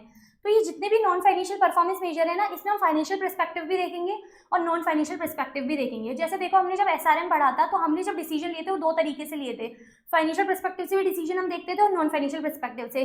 ऐसी अब हमारी जो भी नॉन फाइनेंशियल परफॉर्मेंस मेजर है उसमें हमें फाइनेंशियल मेजर्स भी देखने होंगे और नॉन फाइनेंशियल मेजर्स भी देखने होंगे। अब कैसे क्या होता है वो समझना। सबसे पहले आपको बोला है बैलेंस स्कोर कार्ड, इसमें आप क्या करते हो, ऑर्गेनाइजेशन की परफॉर्मेंस जो है ना वो 4 पर्सपेक्टिव से मेजर करते हो। आप क्या करते हो, ऑर्गेनाइजेशन की परफॉर्मेंस 4 पर्सपेक्टिव से, वो 4 पर्सपेक्टिव कौन कौन से उसको समझना। देखो सबसे पहले आता है आपका फाइनेंशियल पर्सपेक्टिव, नेक्स्ट आता है आपका कस्टमर पर्सपेक्टिव, फिर आगे आपका इंटरनल बिजनेस या इंटरनल एक्टिविटीज पर्सपेक्टिव, और लास्ट आता है आपका लर्निंग एंड ग्रोथ, जिसको लर्निंग एंड इनोवेशन भी बोलते हैं, ठीक है। ये हो गया आपका एक पर्सपेक्टिव। तो बेसिकली आप बैलेंस स्कोर कार्ड में आप ऑर्गेनाइजेशन की परफॉर्मेंस 4 तरीके से मेजर करते हो, फाइनेंशियल मेजर्स भी और इसमें नॉन फाइनेंशियल मेजर्स भी। तो फाइनेंशियल पर्सपेक्टिव क्या आपका फाइनेंशियल मेजर्स, ठीक है। और customer internal business learning and growth आपके हो गए नॉन फाइनेंशियल मेजर्स। तो जब भी आप ये नॉन फाइनेंशियल परफॉर्मेंस मेजर करोगे तो इसमें दोनों पर्सपेक्टिव से आपको समझना है। तो फाइनेंशियल पर्सपेक्टिव क्या बोलता है, उससे पहले समझो कि और ये बोलता क्या है बैलेंस स्कोर कार्ड, कि 4 नॉन फाइनेंशियल डायमेंशन आप यूज करते हो जो कि आपको बेटर इन्फॉर्मेशन देते हैं डिसीजन मेकिंग के लिए। इसका क्या काम होता है कि परफॉर्मेंस जो मेजर्स है उनके बीच में लिंकेज क्रिएट करता है। मतलब ये क्या करेगा, इन सब में लिंक क्रिएट करेगा। कैसे करेगा ये अभी आपको डिटेल में पढ़ाऊंगी ना, तब आप आराम से लिंक कर पाओगे। और क्या करता है ये विजन एंड ऑब्जेक्टिव को लिंक करता है to individual performance is a key step in developing balance score card. इसका क्या मतलब है कि देखो आपने क्या करा, सब पर्सपेक्टिव से अपने अपने ऑब्जेक्टिव समझ लिए कि आपके क्या क्या ऑब्जेक्टिव हैं। तो उन ऑब्जेक्टिव को अचीव करने के लिए आप क्या करोगे, मेजर्स इस्टेब्लिश करोगे। जैसे सपोज फाइनेंशियल पर्सपेक्टिव में आपका ऑब्जेक्टिव है कि आपको रेवेन्यू इंक्रीज करना है, तो उसके लिए आप क्या करोगे, केपीआईज मतलब आप क्या करोगे, मेजर्स बनाओगे कि आप रेवेन्यू में कैसे इंक्रीज कर सकते हो। एवरेज रेवेन्यू पर यूजर बढ़ाओ, प्रॉफिटेबिलिटी बढ़ाओ, सेल्स बढ़ाओ, इस तरह से रेवेन्यू में आप क्या इंक्रीज कर सकते हो। तो बेसिकली क्या बोला है कि इंडिविजुअल की विजन एंड ऑब्जेक्टिव्स को लिंक करके आप अपनी इंडिविजुअल की परफॉर्मेंस को इंप्रूव कर सकते हो as a key step in developing balance score card. देखो ये सारे जो है ना इन पे 1 लाइन एमसीक्यूज बन जाते हैं, तो आपके लिए काफी जरूरी है कि एक एक पॉइंट को आप अच्छे से माइंड में रखो। तो अब देखो हम मैंने क्या बोला, ये 4 पर्सपेक्टिव से आप ध्यान परफॉर्मेंस को मेजर करते हो। तो फाइनेंशियल पर्सपेक्टिव क्या बोलता है कि ये किससे रिलेटेड होगा, शेयर होल्डर से। मतलब शेयर होल्डर क्या बोलता है कि कंपनी का शेयर होल्डर का मेन फोकस कहाँ रहता है कि कंपनी की फाइनेंशियल परफॉर्मेंस ग्रो करे, या फिर अगर कंपनी में मल्टीपल डिविजन्स है तो उन सब डिवीजन की क्या है फाइनेंशियल परफॉर्मेंस ग्रो करे। ठीक है, ग्रो का मतलब क्या है, जिसका रेवेन्यू ग्रो करे, रिटर्न ऑन इन्वेस्टमेंट ज़्यादा है, ईवीए पॉजिटिव आए, ज़्यादा से ज़्यादा हो, वैल्यू एडिशन ज़्यादा से ज़्यादा हो, प्रॉफिटेबिलिटी ज़्यादा है, और ऑपरेटिंग एक्सपेंस, ठीक है, ऑपरेटिंग क्या है एक्सपेंस दे रखा है, तो ऑपरेटिंग एक्सपेंस कोई सा भी हो या आप क्या चाहोगे कम हो। एक्सपेंस हम हमेशा कम करना चाहेंगे तभी तो हमारा रेवेन्यू ज़्यादा और प्रॉफिट ज़्यादा होगा। तो ऑपरेटिंग एक्सपेंस कम हो और बाकी सारे हमारे क्या हो ज़्यादा हो। तो ये आप क्या, इससे आप क्या कर सकते हो, फाइनेंशियल परफॉर्मेंस इंप्रूव कर सकते हो। तो फाइनेंशियल पर्सपेक्टिव किससे रिलेटेड हो गया, शेयर होल्डर से। किससे रिलेटेड है, शेयर होल्डर से, जिसका मेन फोकस कहाँ होगा, कंपनी की फाइनेंशियल परफॉर्मेंस पे या डिवीजन की फाइनेंशियल परफॉर्मेंस पे। जैसे रेवेन्यू ग्रोथ करना, आरओआई इंक्रीज करना, ईवीए को इंक्रीज करना, प्रॉफिटेबिलिटी को बढ़ाना, लेकिन ऑपरेटिंग एक्सपेंस को डिक्रीज करना। देखो एक क्वेश्चन हमें दे रखा था जिसमें सिर्फ ऑपरेटिंग रेशियो लिखा हुआ है, तो उसका मतलब क्या होगा, इसका एससीपीएम में ऑपरेटिंग एक्सपेंस रेशियो, तो वो आपको डिक्रीज करना होगा, उसमें कभी गलती मत करना। जब हमने क्वेश्चन किया था तब भी हमने डिस्कस किया हुआ है। नेक्स्ट आता है कस्टमर पर्सपेक्टिव। ये क्या करते हैं, इसमें कंपनी की आप परफॉर्मेंस देखते हो on the basis of customer.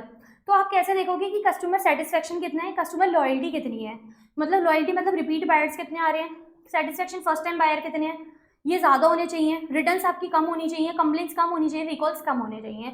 अगर रिटर्न कंप्लेंट से रिकॉल कम है तो मतलब कस्टमर सेटिस्फाइड है, कस्टमर आपका प्रोडक्ट जो है पसंद आ रहा है, सर्विसेज आपकी अच्छी लग रही है, कस्टमर लॉयल है, तभी तो वो रिपीट बार बार आ रहे हैं। और फर्स्ट टाइम बायर्स आपके ज़्यादा है क्योंकि कस्टमर के नज़र में आपकी क्या ब्रांड वैल्यू है।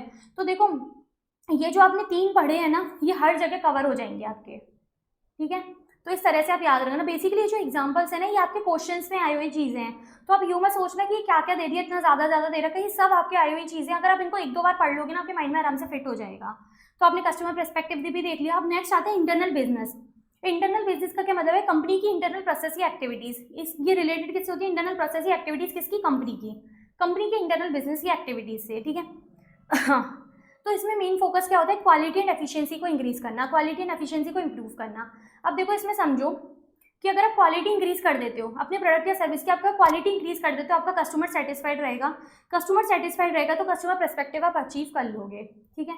और अगर आप एफिशिएंसी इंक्रीज कर देते हो, एफिशिएंसी का इंक्रीज का क्या मतलब हो गया कि आपने क्या करा, एफिशिएंसी अपनी बढ़ा के कॉस्ट कम कर दी।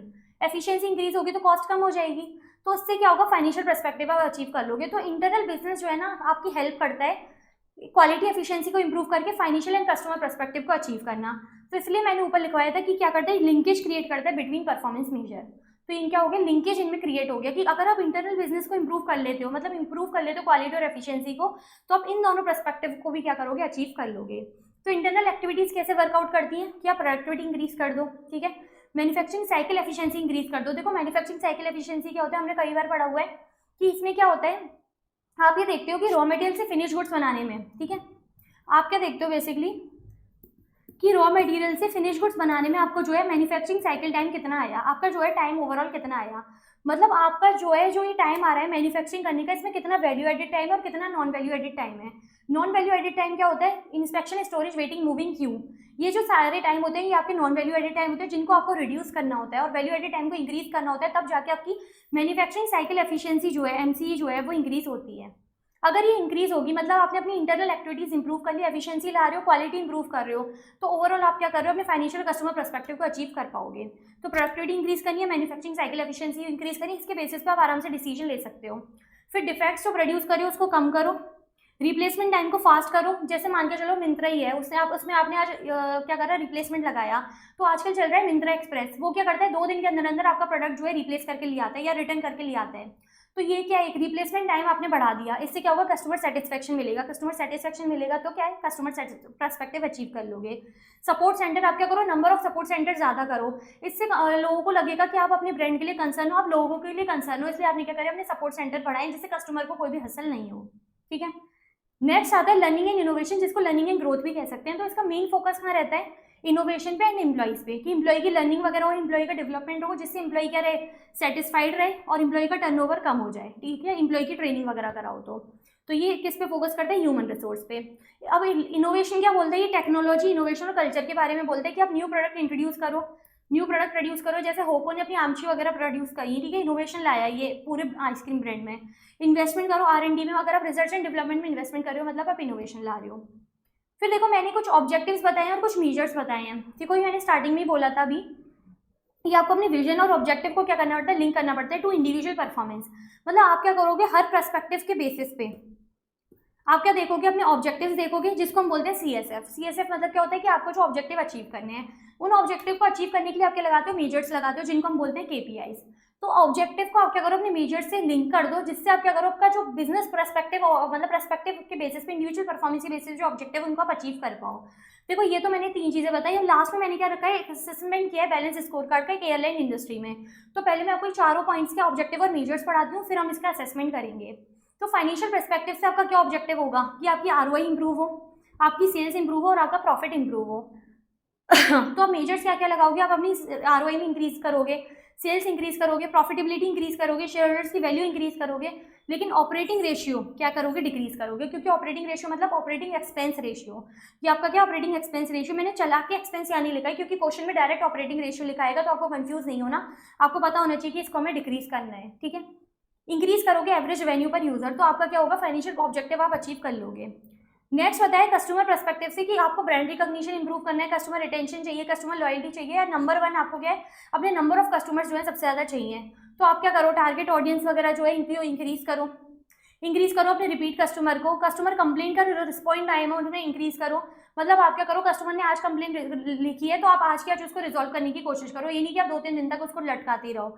नंबर ऑफ अकाउंट्स क्लोज और रिक्वेस्ट रिसीव्ड, इसका क्या मतलब है, सपोज नंबर ऑफ कस्टमर जो है ना बढ़ाना चाहते हो, इस केस ऑफ बैंक में आपके पास कोई बंदा आया, ठीक है, वो क्या है, उसका आप नंबर ऑफ कस्टमर्स बढ़ाना चाहते हो कि आपके बैंक में ज़्यादा से ज़्यादा लोग जो है अकाउंट खुलवाएं। तो इसके लिए आपको क्या करना पड़ेगा कि जो नंबर ऑफ अकाउंट्स क्लोज है, क्लोजर रिक्वेस्ट जो डाल रहे हैं उनको कम करो, क्योंकि आप कम करोगे तभी आपको लगेगा कि कस्टमर आपसे जो है सेटिस्फाइड है, कस्टमर लॉयल्टी बिल्ड कर पा रहे हो।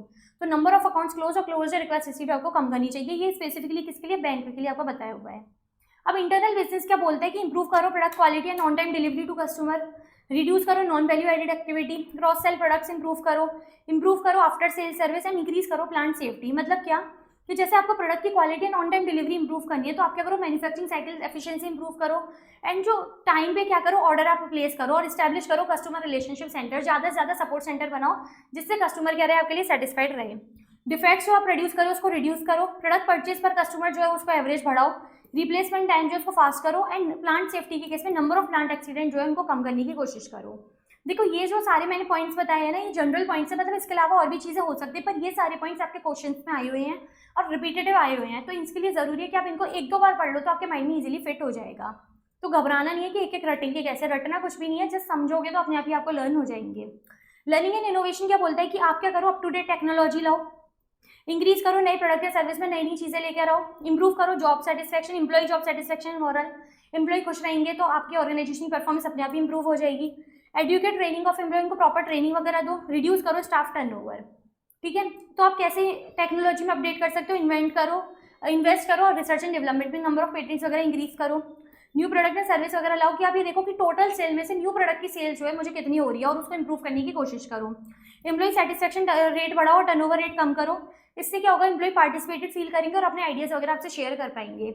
और नंबर ऑफ ट्रेनिंग आवर्स जो है इनको भी इंक्रीज करने की कोशिश करो, क्योंकि देखो ज़्यादा एम्प्लॉय के ऊपर ट्रेनिंग वगैरह दोगे तो आपको लगे, तो एम्प्लॉइज़ को लगेगा कि हाँ कंपनी हमारे लिए सीरियस है, तो वो पार्टिसिपेटेड फील करेंगे। ठीक है, इसलिए बिग फोर वगैरह में ना काफ़ी हल्ला होता है कि आप ट्रेनिंग करो, तो उनका ये नहीं होता कि आप ट्रेनिंग करके अपने आप को डेवलप करो। उनका क्या होता है कि ओवरऑल कंपनी की परफॉर्मेंस ऐसी लगेगी कि वो एम्प्लॉय के लिए काफ़ी ज़्यादा मतलब वो है, काफ़ी ज़्यादा उनके लिए चिंता करते हैं बेसिकली। तो देखो इन चारों पर्सपेक्टिव को ध्यान में रखते हुए मैंने क्या करा, एक एयरलाइन इंडस्ट्री को मैंने यूज़ करा कि एयरलाइन इंडस्ट्री में कैसे बैलेंस स्कोर कार्ड के बेसिस पे आप परफॉर्मेंस अपनी मेजर कर सकते हो। तो देखो एयरलाइन इंडस्ट्री में फाइनेंशियल पर्सपेक्टिव से देखा जाए तो आप क्या करोगे, सबसे पहले आपको मान के चलो कोई फ्लाइट जा रही है, उसमें क्या है कुछ सीट खाली पड़ी है, तो आप में उसमें आपकी सीट खाली पड़ी है तो आप अपना रेवेन्यू ज़्यादा नहीं कमा पा रहे क्योंकि फ्लाइट तो उड़ेगी, सेम उड़ने वाली है। ठीक है, तो आप कैसे अपने इसमें रेवेन्यू बढ़ा सकते हो, फाइनेंशियल पर्सपेक्टिव से आप कैसे अपना ऑब्जेक्टिव अचीव कर सकते हो, आपको सेल्स बढ़ानी है, तो आप क्या करोगे कि उस फ्लाइट का आप क्या करोगे, रूट ही रीऑर्गेनाइज कर दोगे। मतलब आप क्या करोगे, उसका रूट जो डायरेक्ट जाने वाला था बीच में क्या करोगे कि लेओवर डाल दोगे, जिससे मान के चलो कि जयपुर से यार एक तो ये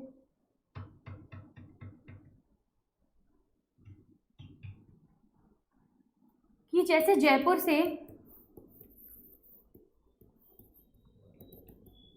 सपोज जयपुर से आप अंडमान जा रहे हो, एक तरह से आप यूँ मान के चलो जयपुर से आप अंडमान जा रहे हो, तो बीच में आपने करा क्या, लेओवर डाल दिया कोलकाता का, बीच में आपने क्या करा, कोलकाता का लेओवर डाल दिया।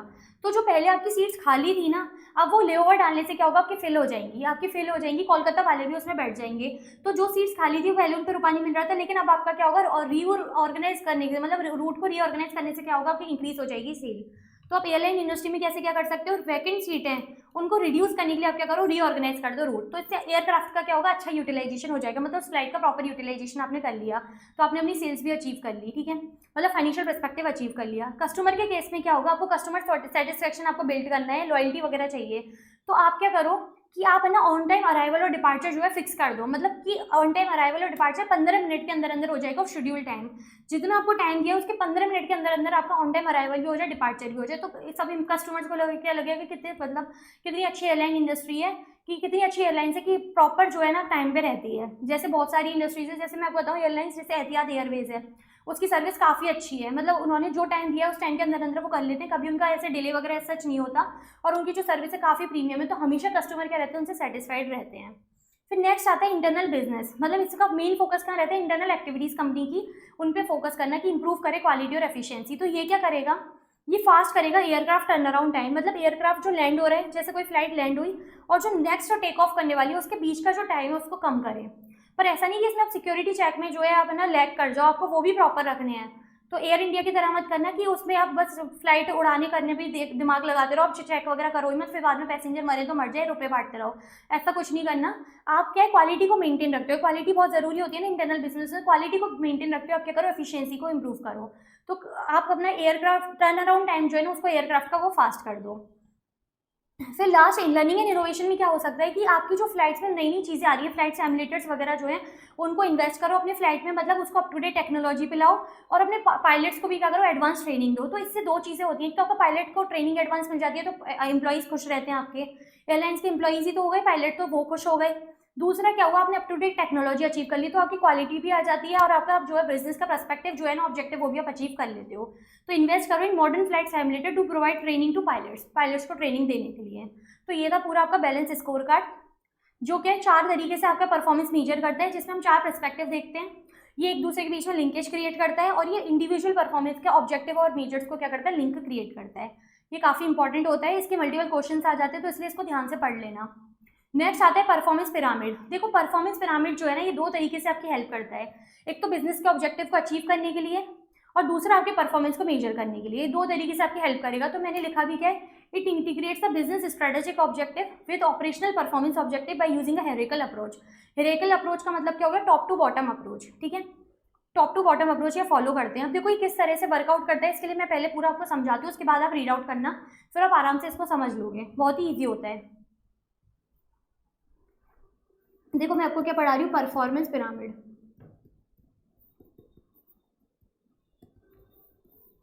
देखो आप एक क्या करो, पहले पिरामिड ही बना लो एक। आपने क्या करें, पिरामिड बना लिया। अब ये जो पिरामिड है ना ये 2 चीज़ों पे बेस्ड होता है। कैसे? एक तो इसमें आएगा इंटरनल एफिशिएंसी,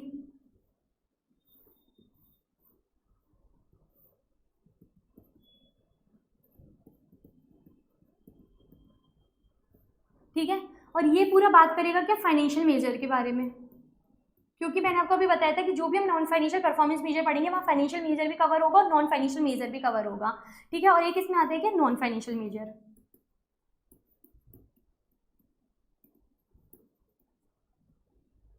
तो देखो फाइनेंशियल मेजर पहले समझाती हूँ, उसके बाद नॉन फाइनेंशियल मेजर समझेंगे। तो फाइनेंशियल मेजर क्या है कि आपको इंटरनल एफिशिएंसी अपनी इंप्रूव करनी है, तो आप कैसे करोगे? तो इसके लिए आप क्या करोगे,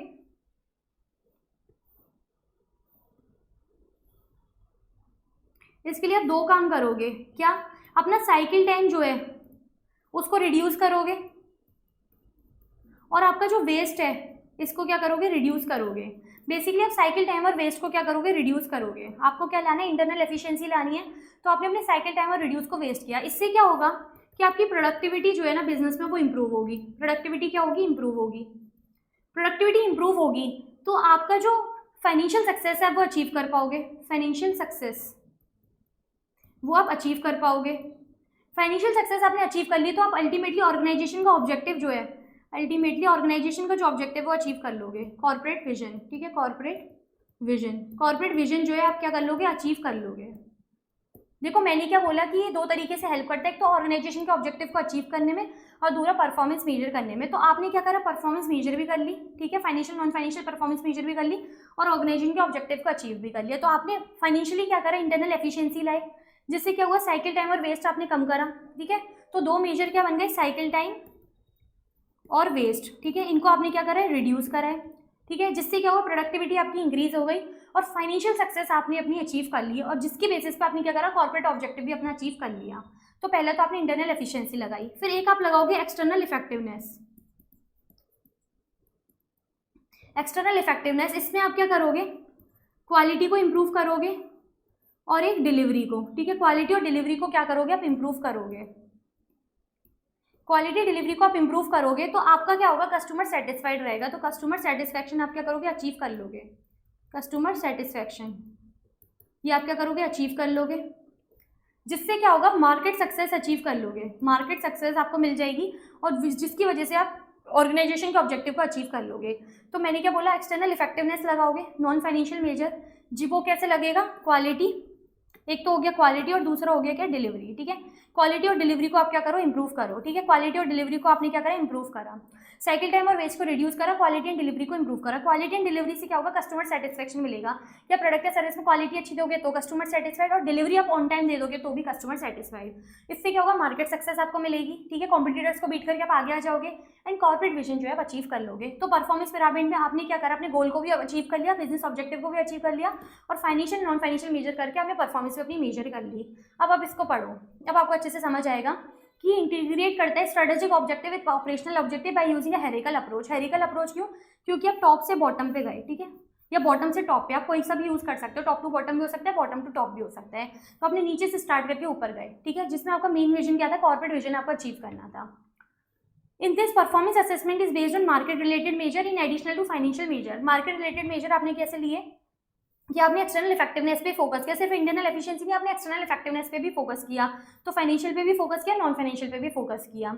इसका ऑब्जेक्टिव क्या होता है कि स्ट्रेटजी, ऑपरेशन और परफॉर्मेंस को क्या करे, लिंक करे। देखो सब अपने जो भी जितने भी परफॉर्मेंस मेजर है सबके अपने अपने लिंक, वो अपने अपने ऑब्जेक्टिव होते हैं, तो इन सबको याद रखना कि परफॉर्मेंस पिरामिड का क्या ऑब्जेक्टिव होता है कि स्ट्रेटजी को ऑपरेशन से लिंक करें एंड परफॉर्मेंस से। तो देखो आपने स्ट्रेटजी क्या लगाई, internal efficiency and external effectiveness, उसको इंप्रूव करके आपने क्या करा, अपने ऑपरेशन से इंप्रूव करे, साइकिल टाइम वेस्ट को कम किया, क्वालिटी एंड डिलीवरी को इंक्रीज किया। तो आपने ऑपरेशन से अपनी इंक्रीज करी, जिससे आपने अपनी क्या करी, परफॉर्मेंस इंक्रीज करी, financial performance, market performance improve करी और ऑर्गेनाइजेशन के ऑब्जेक्टिव को अचीव किया। तो आप लिंक करते हो स्ट्रेटजी को ऑपरेशन से एंड परफॉर्मेंस से। अब इसका फोकस एरिया क्या होता है, दो जगह, एक तो इंटरनल एफिशिएंसी और external effectiveness. Internal efficiency and external effectiveness में क्या होता है कि इंटरनल एफिशिएंसी में फाइनेंशियल सक्सेस आप अचीव कर लेते हो, कैसे, प्रोडक्टिविटी इंक्रीज करके by reducing cycle time and waste. Cycle time and waste आपने रिड्यूस करा, प्रोडक्टिविटी इंक्रीज हो गई।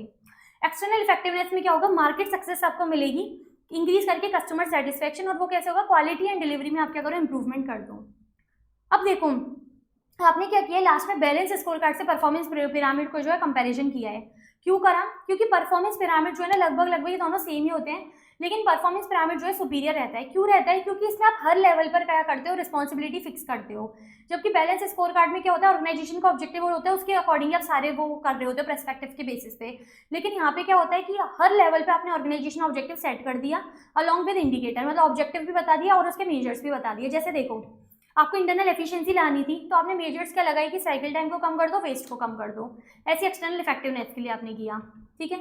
तो ये क्या होता है, हेरिकल अप्रोच हो जाए जो कि फिक्स करता है responsibility at all level of management, that is senior set objective along with indicators at each level of organisation. और ये financial and non financial improvement पर जो मेजर्स हैं एक दूसरे को कॉम्प्लीमेंट करते हैं। जैसे यहाँ पे आपने देखा कि फाइनेंशियल मेजर्स भी और नॉन फाइनेंशियल मेजर्स भी, दोनों एक संग क्या करते हैं, लिंकिंग करके काम करते हैं। तो इस तरह से आप कर सकते हो। तो देखो परफॉर्मेंस पिरामिड जो है ना, मैंने उसका पूरा पिरामिड बना के आपको समझा दिया, कभी भी गलती मत करना, ये सबसे ईजी होता है। तो ये भी आपका कवर होता है पूरा, ठीक है। अब नेक्स्ट हम पढ़ते हैं बिल्डिंग ब्लॉक मॉडल। ये क्या बोलता है? देखो ये क्या है ना, बेसिकली इंडिया में एप्लीकेबल ही नहीं होता, ये ज़्यादातर ऑस्ट्रेलिया का डेवलप्ड है और ऑस्ट्रेलिया में एप्लीकेबल होता है। इसको डेवलप किसने करा था? फिट्जगेराल्ड एंड मून ने, इन्होंने इसको इनोवेट किया था, ठीक है, इन्वेंट किया था बेसिकली। अब ये जो बिल्डिंग ब्लॉक मॉडल है ना, ये सिर्फ सर्विस इंडस्ट्री की परफॉर्मेंस मेजरमेंट करता है। मतलब अभी तक आपने जो भी मॉडल्स पढ़े थे ना, जो भी आपने मेजर्स देखे, ये आपकी गुड्स इंडस्ट्री में, सर्विस इंडस्ट्री सब में लग जाते हैं। लेकिन बिल्डिंग ब्लॉक मॉडल स्पेसिफिकली किस पे लगता है? ओनली सर्विस इंडस्ट्री पे। ये सिर्फ सर्विस इंडस्ट्री की परफॉर्मेंस मेजर करता है। इसका मेन ऑब्जेक्टिव क्या होता है कि आप पहले KPIs अपने बिजनेस में आइडेंटिफाई करो, फिर उसको कंटिन्यूसली क्या करो, ट्रैक करो। ट्रैक क्यों करोगे? इसमें आप एम्प्लॉई की परफॉर्मेंस डिटरमाइन करोगे और उन्हीं के बेसिस पे क्या दोगे, रिवॉर्ड्स दोगे। मैंने क्या बोला कि इसमें सबसे पहले आप मेजर्स देखो कि आपके बिजनेस में जो ऑब्जेक्टिव क्या है, उनके बेसिकली आप उनको अचीव करने के लिए आपने क्या क्या मेजर्स बनाए हैं। तो आपने आइडेंटिफाई करा अपना ऑब्जेक्टिव और ट्रैक करिए KPIs को आइडेंटिफाई करा, ट्रैक करा। फिर आप क्या करोगे, उसको कंटिन्यूसली ट्रैक करोगे। क्यों? क्योंकि आपको अपनी एम्प्लॉय की परफॉर्मेंस देखनी है और उन्हीं के बेसिस पे आप अपनी एम्प्लॉय को रिवॉर्ड देने वाले हो। तो इसलिए ज़रूरी होता है कि आप इसमें ऑब्जेक्टिव को आइडेंटिफाई करके KPI मेजर करो। अब ये क्या करता है, एक लिंक क्रिएट करता है कि अपनी कॉर्पोरेट स्ट्रेटेजी को कैसे अचीव करना है और अपने ह्यूमन रिसोर्स को कैसे मैनेज करना है। देखो आपको क्या करना है, आपका मेन एम क्या है कि अपने ऑर्गेनाइजेशन के ऑब्जेक्टिव को आपको अचीव करना है। तो ये क्या करता है कि आपके एम्प्लॉय जितने सेटिस्फाइड रहेंगे, जितने खुश रहेंगे ना, अगर आपके एम्प्लॉय अच्छे हैं तो आप अपने ऑर्गेनाइजेशन के ऑब्जेक्टिव को आराम से अचीव कर सकते हो। तो एम्प्लॉय को मैनेजमेंट आप कैसे कर रहे हो, उनकी परफॉर्मेंस डिटरमाइन करके उनको रिवॉर्ड्स वगैरह देके आप उनको मोटिवेट कर रहे हो, जिससे आपके ऑर्गेनाइजेशन का ऑब्जेक्टिव अचीव हो जाए। तो ये क्या करें, लिंक क्रिएट करें between achievement of corporate strategy and management of human resources. अब ये जो बिल्डिंग ब्लॉक है ना, ये 3 चीज़ों पे बेस्ड रहता है, ये 3 बिल्डिंग ब्लॉक पे बेस्ड रहता है। बिल्डिंग ब्लॉक मॉडल ये क्या होता है, 3 चीज़ों पे बेस्ड रहता है। सबसे पहले आता है स्टैंडर्ड्स, फिर आता है रिवॉर्ड्स, जिसको कभी कभी बेनिफिट्स भी बोल देते हैं, और लास्ट में आता है क्या, डायमेंशंस, ठीक है। और इसमें भी 2 चीज़ें आती हैं, डिटर्मिनेंट्स एंड रिजल्ट्स। अब देखो हर मेजर में हमें फाइनेंशियल भी देखना होता है, नॉन फाइनेंशियल भी। तो इसमें अगर हमारा फाइनेंशियल की बात करें तो रिजल्ट्स हमारे क्या फाइनेंशियल मेजर हैं और बाकी सारे हमारे क्या हो गए, नॉन फाइनेंशियल हो गए। अब देखो कैसे समझो, बिल्डिंग ब्लॉक का हमारा एम क्या है कि कॉर्पोरेट ऑब्जेक्टिव को अचीव करना है और अपने ह्यूमन रिसोर्स को क्या करना है, मैनेज करना है। तो स्टैंडर्ड क्या बोलता है, सबसे पहले कि आप क्या करो, अपने एम्प्लॉयज़ के लिए टारगेट फिक्स करो। आप क्या करो, टारगेट फिक्स करो अपने किसके लिए, एम्प्लॉयज़ के लिए। तो जब आप टारगेट फिक्स कर रहे होंगे ना, मतलब स्टैंडर्ड आप जब बना रहे होंगे, तो इसमें आपको 3 बातों का ध्यान रखना है। 3 बातों का ध्यान रखना है, वो क्या हो गया, इक्विटी, अचीवेबल या ओनरशिप लिख देते हैं पहले, इक्विटी, ओनरशिप और अचीवेबल, ठीक है। और अचीवेबल मतलब क्या है इक्विटी का, कि आप जो भी टारगेट सेट करो वो सबके लिए इक्वली चैलेंजिंग होना चाहिए। क्या होना चाहिए, चैलेंजिंग इक्वली, ठीक है, चैलेंजिंग होना चाहिए इक्वली चैलेंजिंग होना चाहिए सबके लिए। जैसे मैंने आपको एग्जांपल क्या दिया जाए, जैसे देखो CA फर्म है, क्योंकि मैंने बोला नहीं सर्विस इंडस्ट्री पे लगते हैं, मतलब क्या CA फर्म, हॉस्पिटल, होटल्स, स्कूल, इन सब पे हमारा एप्लीकेबल होता है बिल्डिंग ब्लॉक मॉडल। तो मैं एक CA फर्म का एग्जाम्पल लेके आपको बता देती हूँ कि इक्वली चैलेंजिंग कैसे होगा। तो जैसे मान के चलो कोई जूनियर आया, ठीक है, तो आपने उसको तो दे दिया कि रेवेन्यू एनालिसिस कर देना CA फर्म में, और जो सीनियर है जिसको 1 साल हो गया, आप उसको बोल रहे हो कि आप वाउचिंग वगैरह कर देना। तो क्या ये दोनों के लिए इक्वली चैलेंजिंग है? दोनों के लिए आपने टारगेट सही सेट करा है? नहीं करा, क्योंकि सीनियर जो है ना उसको आपने इजी वर्क दे दिया और जो जूनियर है उसको आपने भयंकर टफ काम दे दिया, तो इक्वली चैलेंजिंग नहीं हुआ। तो ये बोलता है, ये बिल्डिंग ब्लॉक मॉडल बोलता है कि जब भी आप अपनी एम्प्लॉइज के लिए टारगेट सेट करो, हमेशा क्या होना चाहिए, इक्वली चैलेंजिंग होना चाहिए फॉर एवरीवन। ओनरशिप क्या बोलता है कि इक्वली चैलेंजिंग के संग संग इक्वली एक्सेप्टेबल होना चाहिए, कि मतलब आप जो है ना आपके जो एम्प्लॉइज है वो उसको एक्सेप्ट कर पाए इक्वली, आपको उस अकॉर्डिंग वर्क एलोकेट करना चाहिए। जैसे प्रीवियस केस में हमने ऐसा नहीं करा, हमने एक को तो वाउचिंग दे दी और एक को दे दिया एनालिसिस, रिवेन्यू एनालिसिस, तो वो एक्सेप्ट ही नहीं कर पाएंगे, तो उसके बेसिस पर उनको टारगेट वो अचीव ही नहीं कर पाएंगे। एंड अचीवेबल का क्या मतलब होता है कि रियलिस्टिक होना चाहिए, कि आप कुछ नहीं हवाबाजी मत करो, आप एक्चुअल में उनको जो है सही टारगेट बना के दो, जिससे वो इक्वली जो है अपने ऊपर इक्वली अच्छे से काम करके अपना टारगेट अचीव कर पाए। क्योंकि देखो आप अपनी एम्प्लॉइज की परफॉर्मेंस जब ही मेजर कर पाओगे जब अपने टारगेट सही सेट करे होंगे और एम्प्लॉय अपने टारगेट अचीव करने में सक्षम होंगे। तो जब भी आप टारगेट सेट करोगे आपको तीन कैरेक्टरिस्टिक्स का ध्यान रखना है, क्या? इक्विटी, ओनरशिप और अचीवेबल। इक्विटी मतलब इक्वली चैलेंजिंग होना चाहिए एवरीवन के लिए, ownership equally acceptable, and achievable मतलब परफॉर्मेंस रियलिस्टिक होनी चाहिए, कुछ हवाबाजी नहीं होनी चाहिए। अब नेक्स्ट आता है रिवॉर्ड्स। रिवॉर्ड्स का क्या मतलब है? देखो ये रिवॉर्ड्स क्या बोलता है कि आप क्या करो, स्कीम उस तरीके से बनाओ कि आपकी एम्प्लॉय जो है मोटिवेट रहें। किस चीज़ के लिए मोटिवेट रहें? अपने टारगेट को अचीव करने के लिए। एम्प्लॉइज क्या हो, मोटिवेट रहें अपने टारगेट को अचीव करने के लिए, उस तरह से आप क्या करो, रिवॉर्ड्स वगैरह सेट करो, स्कीम्स वगैरह सेट करो। और इसमें फाइनेंशियल रिवॉर्ड्स भी हो सकते हैं, बेनिफिट्स भी हो सकते हैं, नॉन फाइनेंशियल रिवॉर्ड्स बेनिफिट भी हो सकते हैं। तो देखो इसमें फाइनेंशियल रिवॉर्ड्स कैसे होते हैं वो समझना, और नॉन फाइनेंशियल कैसे होता है उसको समझना। देखो मैं आपको बताती हूँ, जैसे बिग फोर वगैरह है वहाँ क्या होता है कि वहाँ पे क्वार्टरली परफॉर्मेंस जज करी जाती है, ईयरली परफॉर्मेंस जज करी जाती है, और कई कई केसेस में क्लाइंट वाइज भी परफॉर्मेंस जज करी जाती है। जैसे देखो मान के चलो आप कोई क्लाइंट कर रहे हो और हर क्वार्टर आप उसको कर रहे हो, तो क्वार्टरली आपको क्या अवार्ड्स वगैरह मिलते हैं। फिर आपने अगर कुछ एक्स्ट्राऑर्डिनरी काम कर दिया तो एक्स्ट्राऑर्डिनरी अवार्ड मिलते हैं। तो ये सब क्या होता है, नॉन फाइनेंशियल, क्योंकि इसमें आपको कुछ रुपया वगैरह नहीं मिल रहा है, जस्ट आपको अवार्ड, एक ट्रॉफी पकड़ाई जाएगी, सर्टिफिकेट मिलेगा, एंड सब एम्प्लॉइज में आपकी थोड़ी अलग वैल्यू क्रिएट हो जाएगी कि वाओ ये बहुत ज़्यादा होशियार है। बाकी एक्चुअल में क्या कैसे होता है वो सब आपको पता होना चाहिए। अगर आप बिग फोर में काम करते हो तो वहाँ कैसे अवार्ड वगैरह मिलते हैं सब आपको पता होगा, ठीक है। तो ये नॉन फाइनेंशियल रिवॉर्ड बेनिफिट्स हो गए। फाइनेंशियल में क्या होता है कि आपको सपोज कोई कूपन दे दिया या आपको एडिशनल बोनस दे दिया या आपने कुछ एक्स्ट्राऑर्डिनरी परफॉर्म कर लिया तो आपको इंक्रीमेंट एडिशनल है, आपको इंक्रीमेंट मिल गया। तो ये सब होता है फाइनेंशियल बेनिफिट्स। ये सब क्यों क्रिएट किए जाते हैं? जिससे इंप्लॉय मोटिवेट रहे अपने टारगेट को अचीव करने के लिए और एक दूसरे को देख के बाकी इंप्लॉइज भी मोटिवेट हो। तो रिवॉर्ड्स बेसिकली क्या बोलता है कि ये मोटिवेट करता है एम्प्लॉय को टू अचीव अवार्ड्स, और ये फाइनेंशियल और non financial reward and benefit दोनों कवर करता है। अब इसमें भी आप जब रिवॉर्ड्स वगैरह सेट करो ना, स्कीम वगैरह, तो आपको तीन बातों का ध्यान रखना है। क्या? Motivation, clear, controllable. क्या याद रखना है? मोटिवेशन। मोटिवेशन का मतलब क्या हुआ कि आप जो अपनी स्कीम सेट करोगे ना इस अकॉर्डिंग सेट करो कि एम्प्लॉय क्या है, मोटिवेट रहे अपने टारगेट को अचीव करने के लिए। मतलब क्या?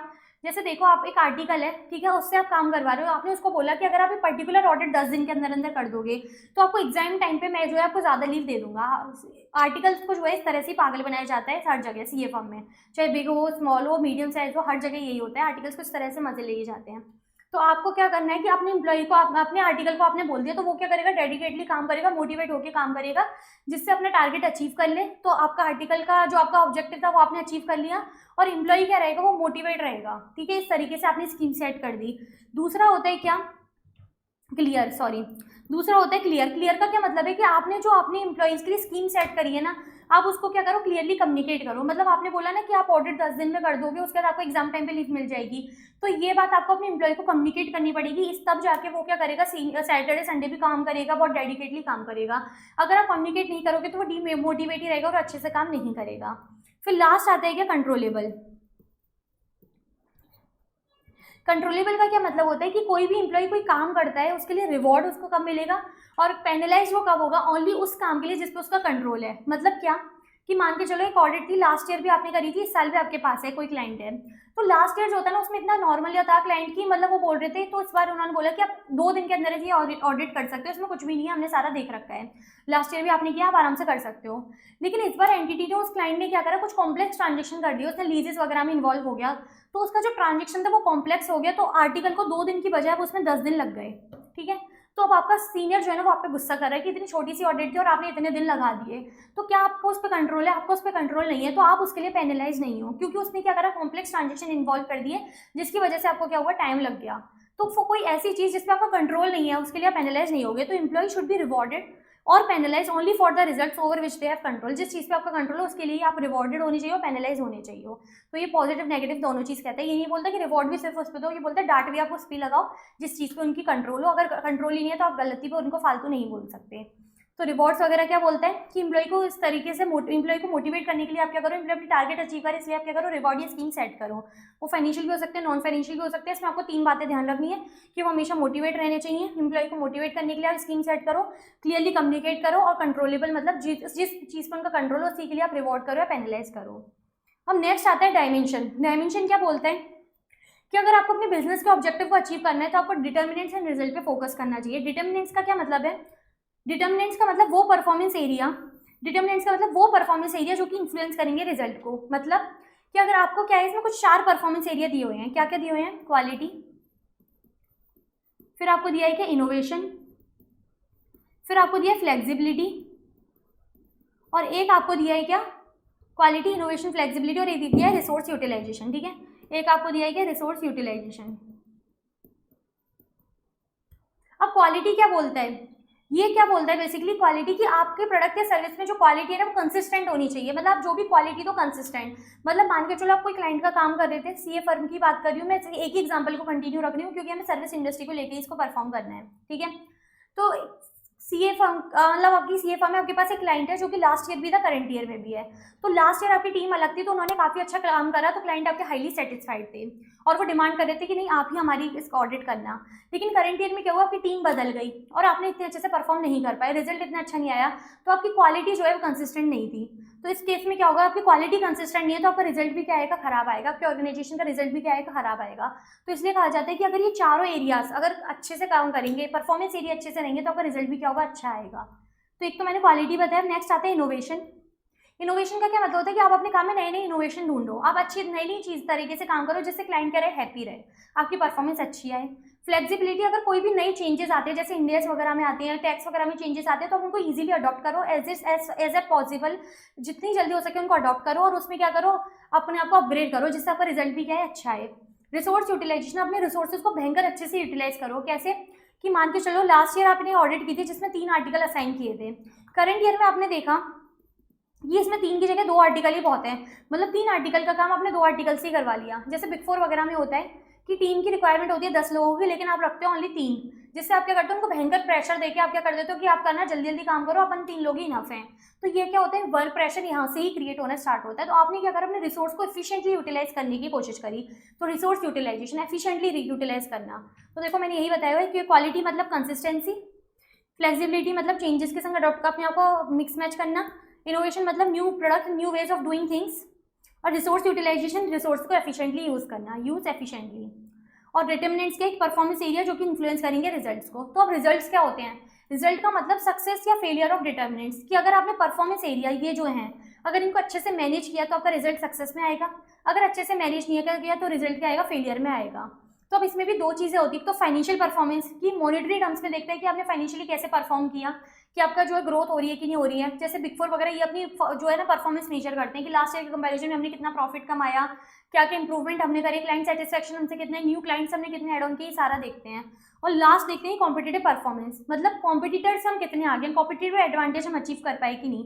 तो कॉम्पिटिटिव एडवांटेज आप कैसे अचीव करते हो, या तो कॉस्ट लीडरशिप से या प्रोडक्ट डिफरेंशिएशन से। कॉस्ट लीडरशिप मतलब कॉस्ट को एकदम कम कर दो जिससे आपके कॉम्पिटिटर जो है मार्केट से आउट हो जाएं, या फिर आप प्रोडक्ट डिफरेंशिएशन में अपने प्रोडक्ट में कुछ ऐसा निकाल दो कि बाकी कॉम्पिटिटर्स आउट हो जाएं। तो जितना अच्छा आपका डिटर्मिनेंट्स होगा उतना ही अच्छा आपका क्या आएगा, रिजल्ट आएगा। ये था कि आपका सिंपल बिल्डिंग ब्लॉक मॉडल। देखो याद रखना, बैलेंस स्कोर कार्ड में 4 पर्सपेक्टिव होते हैं, परफॉर्मेंस पिरामिड में 2 जगह फोकस होता है, एंड बिल्डिंग ब्लॉक मॉडल में 3 जगह फोकस होता है, स्टैंडर्ड, रिवॉर्ड्स और डायमेंशन। अब नेक्स्ट आता है आपका ट्रिपल बॉटम लाइन जो कि काफ़ी ईजी है और ये आपका last non financial performance measure है। तो देखो ट्रिपल बॉटम लाइन क्या बोलता है कि इसमें आपको परफॉर्मेंस जब आप मेजर करोगे तो आप सिर्फ प्रॉफिट पे फोकस नहीं करोगे। मतलब देखो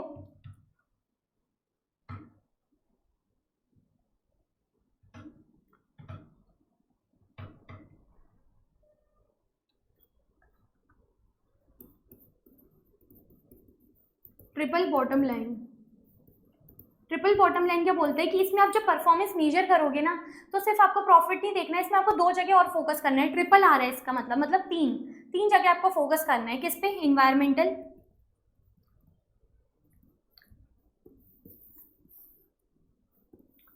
सोशल और इकोनॉमिक। इन्वायरमेंटल, सोशल और इकोनॉमिक। इसके एक नाम और होता है क्या, इन्वायरमेंटल का एक और नाम क्या है, प्लैनेट। सोशल का एक और नाम हो गया कि पीपल, और इकोनॉमिक का नाम क्या हो गया, एक प्रॉफिट। तो ट्रिपल बॉटम लाइन बोलता है कि आपको सिर्फ प्रॉफिट पे फोकस नहीं करना, बल्कि आपको प्लैनेट और पीपल पे भी फोकस करना है कि आपके ऑर्गेनाइजेशन ने कितना पॉजिटिव इम्पैक्ट क्रिएट करा पीपल, प्लैनेट या प्रॉफिट पे, इन्वायरमेंटल, सोशल, इकोनॉमिक पे, आपको वो भी देखना है। मतलब आपकी कंपनी ने जो है क्या इन्वायरमेंट को कितना गंदा किया है, कितना अच्छा किया, सोसाइटी के संग बुरा किया है, अच्छा किया, आपको वो सब भी यहाँ मेजर करना पड़ेगा। सिर्फ फाइनेंशियल मेजर से काम नहीं बनेगा। तो देखो इसमें फाइनेंशियल मेजर क्या हो गया, इकोनॉमिक, ये हो गया आपका क्या, फाइनेंशियल मेजर,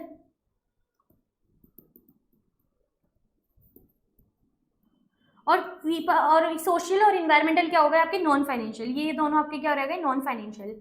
तो ट्रिपल बॉटम लाइन में याद रखना, triple P, people, planet, people और प्रॉफिट, और इसमें एक दूसरे से गलत मत मर्ज कर देना कि प्लैनेट मतलब सोशल कर दो, इनके ऊपर आराम से एमसीक्यूज बन सकते हैं, ठीक है। तो इन्वायरमेंट का मतलब हो गया प्लैनेट, सोशल का मतलब हो गया पीपल, और इकोनॉमिक का मतलब हो गया प्रॉफिट।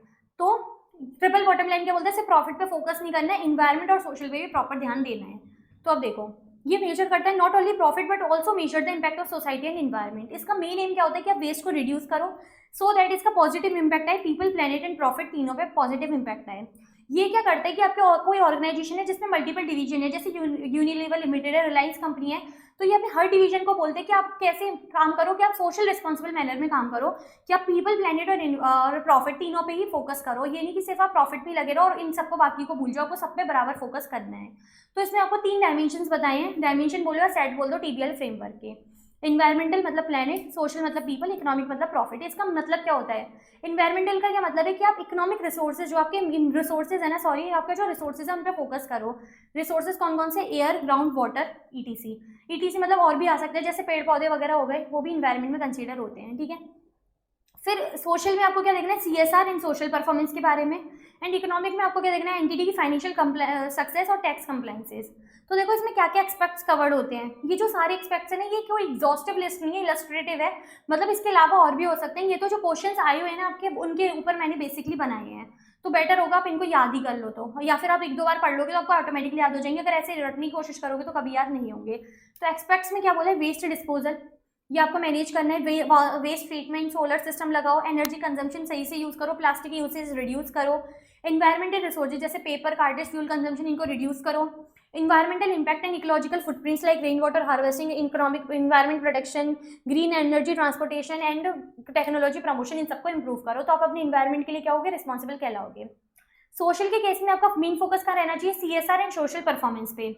तो जैसे आप क्या करो, क्वालिटी ऑफ सर्विस पढ़ाओ। जैसे मान के चलो कोई हॉस्पिटल है, तो उसमें सर्विस, आप हॉस्पिटल में जो सर्विस दे रहे हो उसकी क्वालिटी अच्छी कैसे मानी जाएगी, कि आपका डेथ रेट जो है वहाँ पे कम हो जाए, जो वहाँ पेशेंट्स जो मर रहे हैं उनकी जो डेथ रेट जो है कम हो जाए, तो decrease in mortality rate, child labour बंद कराओ, चैरिटी वगैरह करो, फाइनेंशियल सपोर्ट दो, एम्प्लॉय डेवलपमेंट एंड ट्रेनिंग कराओ, तो आप एम्प्लॉयज़ के लिए अच्छा कर रहे हो, सोशल वर्क अच्छा कर रहे हो, health safety and care such as green corridor for ambulances. देखो ग्रीन कॉरिडोर क्या होता है, थोड़ा सा मैं आपको समझा देती हूँ कि देखो ग्रीन कॉरिडोर क्या होता है। एक्चुअली आउटस्कर्ट्स में आप देखोगे ना, आउट ऑफ इंडिया, तो वहाँ ही काफ़ी ज़्यादा फोकस किया जाता है, इंडिया में भी अब जो है फोकस किया जा रहा है। ग्रीन कॉरिडोर फॉर एम्बुलेंसेज का क्या मतलब है कि आप अपने रोड्स पे एक डेजिग्नेटेड रूट बनाओ जो कि स्पेसिफिकली अवेलेबल किसके लिए होगा, ओनली एम्बुलेंस के लिए, जिसमें नो ट्रैफिक, नथिंग कुछ, मतलब कोई फालतू के व्हीकल्स वगैरह अलाउ ही नहीं होंगे, प्राइवेट व्हीकल्स वगैरह, ओनली क्या अलाउ होगा, सिर्फ ग्रीन मतलब सिर्फ एम्बुलेंसेज वगैरह अलाउ होंगी, जिससे वो सुपर फास्ट जो है जा सकें। ऐसा क्यों होता है, क्योंकि देखो ये ग्रीन कॉरिडोर जो एम्बुलेंसेज होती है, इनका मेन काम क्या होता है, ऑर्गन्स जो होते हैं ना आपके, उनका ट्रांसपोर्टेशन करना, ट्रांसप्लांट वगैरह करवाना। तो ये क्या होते हैं ऑर्गन्स वगैरह, अगर आप कुछ उसमें ज़्यादा टाइम ले लोगे तो वो डैमेज हो जाते हैं, ये सब आपको पता होना चाहिए। मैं कोई डॉक्टर वगैरह तो हूँ नहीं, फिर भी आपको थोड़ा ज्ञान दे देती हूँ। तो उनका बेसिकली क्या रहता है कि वो ट्रांसप्लांट वगैरह करा लेनी चाहिए। अगर वो ट्रांसप्लांट वगैरह जो ट्रांसपोर्टेशन हो रहा है, अगर वो विद इन 10 मिनट, मतलब विद इन डिफाइंड लिमिट्स नहीं होते हैं ना, टाइम के अंदर अंदर नहीं होते, तो वो डैमेज हो जाते हैं। तो ग्रीन कॉरिडोर एम्बुलेंसेज बनाई जाती हैं कि उनके लिए क्या करो, आप डेजिग्नेटेड रूट बनाओ जिसमें कोई ट्रैफिक वगैरह अलाउ नहीं होगा, उनका डायरेक्ट ट्रांसपोर्टेशन ईजिली हो जाए। तो ये क्या होता है, सोशल वर्क होता है कि आप किसी की जान बचाने के लिए इतना अच्छा काम कर रहे हो, एक डेजिग्नेटेड रूट आप बना रहे हो। तो इंडिया में तो ये सख्त ज़रूरी है, क्योंकि इंडिया में क्या होता है ना कि गवर्नमेंट वगैरह आती है तो गेट वगैरह बंद कर देते हैं, उसके बाद एम्बुलेंस आए कोई भी आए वो ध्यान नहीं देते, उसके ऊपर कई चीज़ें भी आई हुई हैं। तो बहुत ज़रूरी है कि आप ग्रीन कॉरिडोर्स बनाओ एम्बुलेंसेज के लिए, ठीक है, डेजिग्नेटेड रूट बनाओ। Health safety and care such as green corridor for ambulances काफ़ी इंपॉर्टेंट है। इसको गलती से भी आप ग्रीन समझ के ना इन्वायरमेंट में मत डाल देना, हर ग्रीन चीज़ इन्वायरमेंट में नहीं आएगी, समझ के आपको करना पड़ेगा। वर्क प्लेस इन्वायरमेंट अच्छा होना चाहिए, प्रोडक्ट सेफ्टी करो, नो लिटिगेशन। अगर आपके ऊपर कोई लिटिगेशन नहीं, मतलब आपने सोशल वर्क जो है अच्छा किया हुआ है, आपने अपनी कंपनी में अच्छा काम किया हुआ है, आपने किसी के ऊपर फालतू के लिटिगेशन वगैरह आपकी कंपनी में नहीं है। एथिकल बिहेवियर होना चाहिए, बेटर रोड नेटवर्क होना चाहिए, काफ़ी ज़रूरी है ये। Improve education and health facility and development of hill station for tourism. ये सब आपको पता हो तो आपने क्वेश्चन अच्छे से किए तो क्वेश्चन के ही पॉइंट्स हैं, तो अच्छे से आपको इनको समझना है, तो आप आराम से जज कर पाओगे कि कौन सी चीज़ जो है किधर एलोकेट होनी है। अब प्रॉफिट में आप क्या करते हो, टैक्स कंप्लाइंसेस, पहले फाइनेंशियल सक्सेस आप देखते हो, मतलब प्रॉफिट जनरेशन कैसे है, और लास्ट आप देखते हो टैक्स कंप्लाइंसेस की टैक्स का पेमेंट जो है आप करेक्ट दे रहे हो कि नहीं दे रहे हो, विद इन द टाइम दे रहे हो कि नहीं दे रहे हो, तो prompt and accurate tax payment. तो देखो इसका क्वेश्चन बेसिकली कैसा आता है ना कि इसमें आपको सिचुएशंस दे देंगे, जैसे मेडिकल वेस्ट लिख दिया, चाइल्ड लेबर वगैरह लिख दिया, तो आपको खुद आइडेंटिफाई करना पड़ेगा कि कौन से एनवायरमेंट में जाएगा, कौन से सोशल में जाएगा, कौन से इकोनॉमिक में जाएगा, या फिर अगर वो बोलते हैं कि ब्लेंडेड प्रॉफिट पीपल में आइडेंटिफाई करो तो भी आप आराम से कर सकते हो। बहुत ही जनरल क्वेश्चन आते हैं, आपने देखे हुए हैं। अब देखो ट्रिपल बॉटम लाइन में जो है ना, ट्रिपल बॉटम लाइन रिपोर्ट जो आप बनाते हो उसका कोई सेट फॉर्मेट नहीं है, बस इसमें आपको याद क्या रखना है कि आपको इन 3 फ्रेमवर्क का ध्यान रखना है, 3 डायमेंशंस या सेट का ध्यान करना है, एनवायरमेंटल, सोशल या इकोनॉमिक, ठीक है, इन तीनों का आपको फोकस करना है और यही एक्सपेक्ट्स इसमें कवर्ड होते हैं। तो काफ़ी ईजी था ये और काफ़ी इंपॉर्टेंट भी होता है, तो अच्छे से आप इसको याद कर लेना। अब देखो इसमें नेक्स्ट आता है कि आपने जो परफॉर्मेंस मैनेजमेंट लगाए, अपने फाइनेंशियल परफॉर्मेंस मेजर्स लगाए, नॉन फाइनेंशियल परफॉर्मेंस मेजर लगाए, इन सबका ऑब्जेक्टिव क्या होता है। तो देखो इसके 3 ऑब्जेक्टिव होते हैं। क्या, सबसे पहले ही आपको हेल्प करता है अपने ऑर्गेनाइजेशन के ऑब्जेक्टिव को अचीव करने में। दूसरा, ये आपको हेल्प करता है अपनी एम्प्लॉइज़ की परफॉर्मेंस इवेल्युएट करने में। वो क्यों ज़रूरी होता है, एम्प्लॉइज़ की परफॉर्मेंस इवेल्युएट करोगे, उसी के बेसिस पे आप क्या करोगे, उनको रिवॉर्ड्स वगैरह दोगे, तो एम्प्लॉय को कंपेंसेट करने में ही हेल्प करता है। तो इवेल्युएट करते हो आप achievement of organisation objective, performance of employ की इवेल्युएट करने में हेल्प करता है, और एम्प्लॉय को किस तरह से रिवॉर्ड वगैरह दोगे वो भी ऑब्जेक्टिव बेसिस पे बताता है। मतलब आपने एम्प्लॉय की परफॉर्मेंस जज कर ली, उसके बेसिस पे आप क्या करोगे, रिवॉर्ड्स वगैरह दोगे। तो 3 ऑब्जेक्टिव हो गए, ऑर्गेनाइजेशन के ऑब्जेक्टिव को अचीव करना, एम्प्लॉयज़ की परफॉर्मेंस को इवेल्युएट करना, और उसके बेसिस पे एम्प्लॉय को रिवॉर्ड्स वगैरह देना, ठीक है। तो ये थे आपके परफॉर्मेंस मैनेजमेंट इंडिकेटर्स के ऑब्जेक्टिव्स। अब देखो क्वालिटी का क्या रोल होता है इन परफॉर्मेंस मेजरमेंट सिस्टम। क्वालिटी का क्या रोल होगा, ये बहुत ही ईजी है इसको समझना, कि आपका स्ट्रॉन्ग कॉस्टिंग सिस्टम जितना है, मतलब आपका कॉस्टिंग सिस्टम जितना स्ट्रॉन्ग है उतना ही क्या होगा, आपके केपीआईज वगैरह डेवलप होंगे, आप अपनी एम्प्लॉय को रिवॉर्ड दे पाओगे। मतलब क्या, इसको समझो एक एग्जांपल से, कि सपोज आपने अपने बिजनेस में एक टारगेट सेट किया हुआ है कि अगर आपकी मैन्युफैक्चरिंग साइकिल एफिशिएंसी अगर 20% से ज़्यादा है, ठीक है, 20% से ज़्यादा है, तो आपके जो एम्प्लॉयज़ हैं उनको आप क्या दोगे, रिवॉर्ड्स दोगे, ठीक है। सपोज रिवॉर्ड्स दोगे एट द रेट 50,000 ईच, ठीक है, एट द रेट 50,000 ईच आपने ये सेट कर रखा है कि जो भी एम्प्लॉयज़ है, जो मतलब सॉरी, अगर कंपनी की मैन्युफैक्चरिंग साइकिल एफिशिएंसी इस साल 20% से ज़्यादा हो जाती है तो आप अपने एम्प्लॉयज़ को 50,000 का रिवॉर्ड दोगे हर एम्प्लॉय को। लेकिन आपका जो कॉस्टिंग सिस्टम था ना, अकाउंटिंग सिस्टम आपका बेसिकली बोल दो, क्योंकि वो इस तरह से खराब था, मतलब उसमें डेटा वगैरह इतने गलत डले हुए थे, वो इस तरह से थे कि आपका एमसीई कितना रिफ्लेक्ट करा, ओनली 10%, ठीक है, जबकि एक्चुअल में था 20%, पर रिफ्लेक्ट कर रहा है 10%, क्योंकि आपका स्ट्रॉन्ग कॉस्टिंग सिस्टम नहीं था, वो वीक कॉस्टिंग सिस्टम था। तो इसकी वजह से आपका जो रिवॉर्ड्स वगैरह है वो आपको नहीं मिलेंगे। तो अगर आपको एम्प्लॉय को रिवॉर्ड वगैरह देने हैं, आप एम्प्लॉय की परफॉर्मेंस जो आप इस अकॉर्डिंग मेजर करते हो, ये वाले केपीआई पे मेजर करते हो, तो आपके लिए ज़रूरी है कि आपका स्ट्रॉन्ग कॉस्टिंग सिस्टम होना चाहिए। तो यही लाइन लिखी हुई है, strong costing system is prerequisite for developing KPIs, मतलब measures that can be use for rewarding staff, ठीक है, ये मैंने एग्जाम्पल दिया। अब देखो ये एक इन्वर्स रिलेशनशिप होता है किसके बीच में, क्वालिटी का मैनेजमेंट के बीच में एंड कॉस्ट का नॉन कन्फॉर्मेंस। इसका मतलब समझो कि अगर आपका स्ट्रॉन्ग कॉस्टिंग सिस्टम है, मतलब कॉस्टिंग सिस्टम बहुत स्ट्रॉन्ग है, तो आपका जो है कॉस्ट ऑफ बैड क्वालिटी कम आएगी। मतलब क्या, इस केस में अगर हम देखें कि मेरा स्ट्रॉन्ग कॉस्टिंग सिस्टम होता तो मेरी एफिशिएंसी कितनी आती जाती है, 20%, तो मेरा कॉस्ट ऑफ बैड क्वालिटी उतनी कम हो जाती। मतलब देखो एमसीई में क्या होता है, नॉन वैल्यू एडेड एक्टिविटी होती है, तो वो हमारी उतनी ही कम हो जाती। तो इनके बीच में क्या होता है, इन्वर्स रिलेशनशिप होता है कि जितना स्ट्रॉन्ग कॉस्टिंग सिस्टम होगा उतनी ही मेरी कॉस्ट ऑफ बैड क्वालिटी होगी, कम आएगी। क्वालिटी जितनी अच्छी होगी बैड क्वालिटी उतनी कम हो जाएगी, ये सब आप जानते हो। अब नेक्स्ट आते हैं क्या इसमें, लीन सिस्टम। लीन सिस्टम क्या बोलता है, देखो अब जो हमने चैप्टर पढ़ा था लीन सिस्टम एंड इनोवेशन, वहाँ पे मैंने आपको 10 बार बताया होगा कम से कम कि हमारा मेन जो होता है लीन टेक्निक्स वगैरह का मेन एम क्या होता है कि वेस्ट को रिड्यूस करना, सो दैट हमारी जो क्वालिटी जो है इंक्रीज हो जाए। तो lean system is aim to get the right thing right place at the right time. इससे क्या होगा कि वेस्ट कम हो जाएगा, ठीक है। अब लास्ट जो है ना, ये पॉइंट जो बताया जनरल पर्सपेक्टिव से बताया कि अगर गुड क्वालिटी इन्फॉर्मेशन सिस्टम होगा, मतलब स्ट्रॉन्ग कॉस्टिंग सिस्टम होगा, तो उससे क्या होगा, रिलायबिलिटी इंप्रूव होगी, एक्यूरेसी आएगी, टाइमलीनेस आएगा, और आपका ऑब्जेक्टिव जो है वो आप अचीव कर पाओगे। तो ये काफी जनरल पॉइंट थे। बेसिकली आपको क्वालिटी का क्या रोल रहता है कि कॉस्टिंग सिस्टम स्ट्रॉन्ग होना चाहिए, जिससे आपका क्या करेगा, आप एम्प्लॉय को रिवॉर्ड वगैरह दोगे। जितना स्ट्रॉन्ग कॉस्टिंग सिस्टम होगा उतनी ही कॉस्ट ऑफ बैड क्वालिटी कम होती चली जाएगी। लीन सिस्टम को आप यूज कर सकते हो, जिसका मेन एम क्या होता है, right thing right place at the right time. और गुड क्वालिटी इन्फॉर्मेशन प्रैक्टिस होगा तो अपने ऑब्जेक्टिव, रिलायबिलिटी, टाइमलीनेस, इन सबको अचीव कर सकते हो।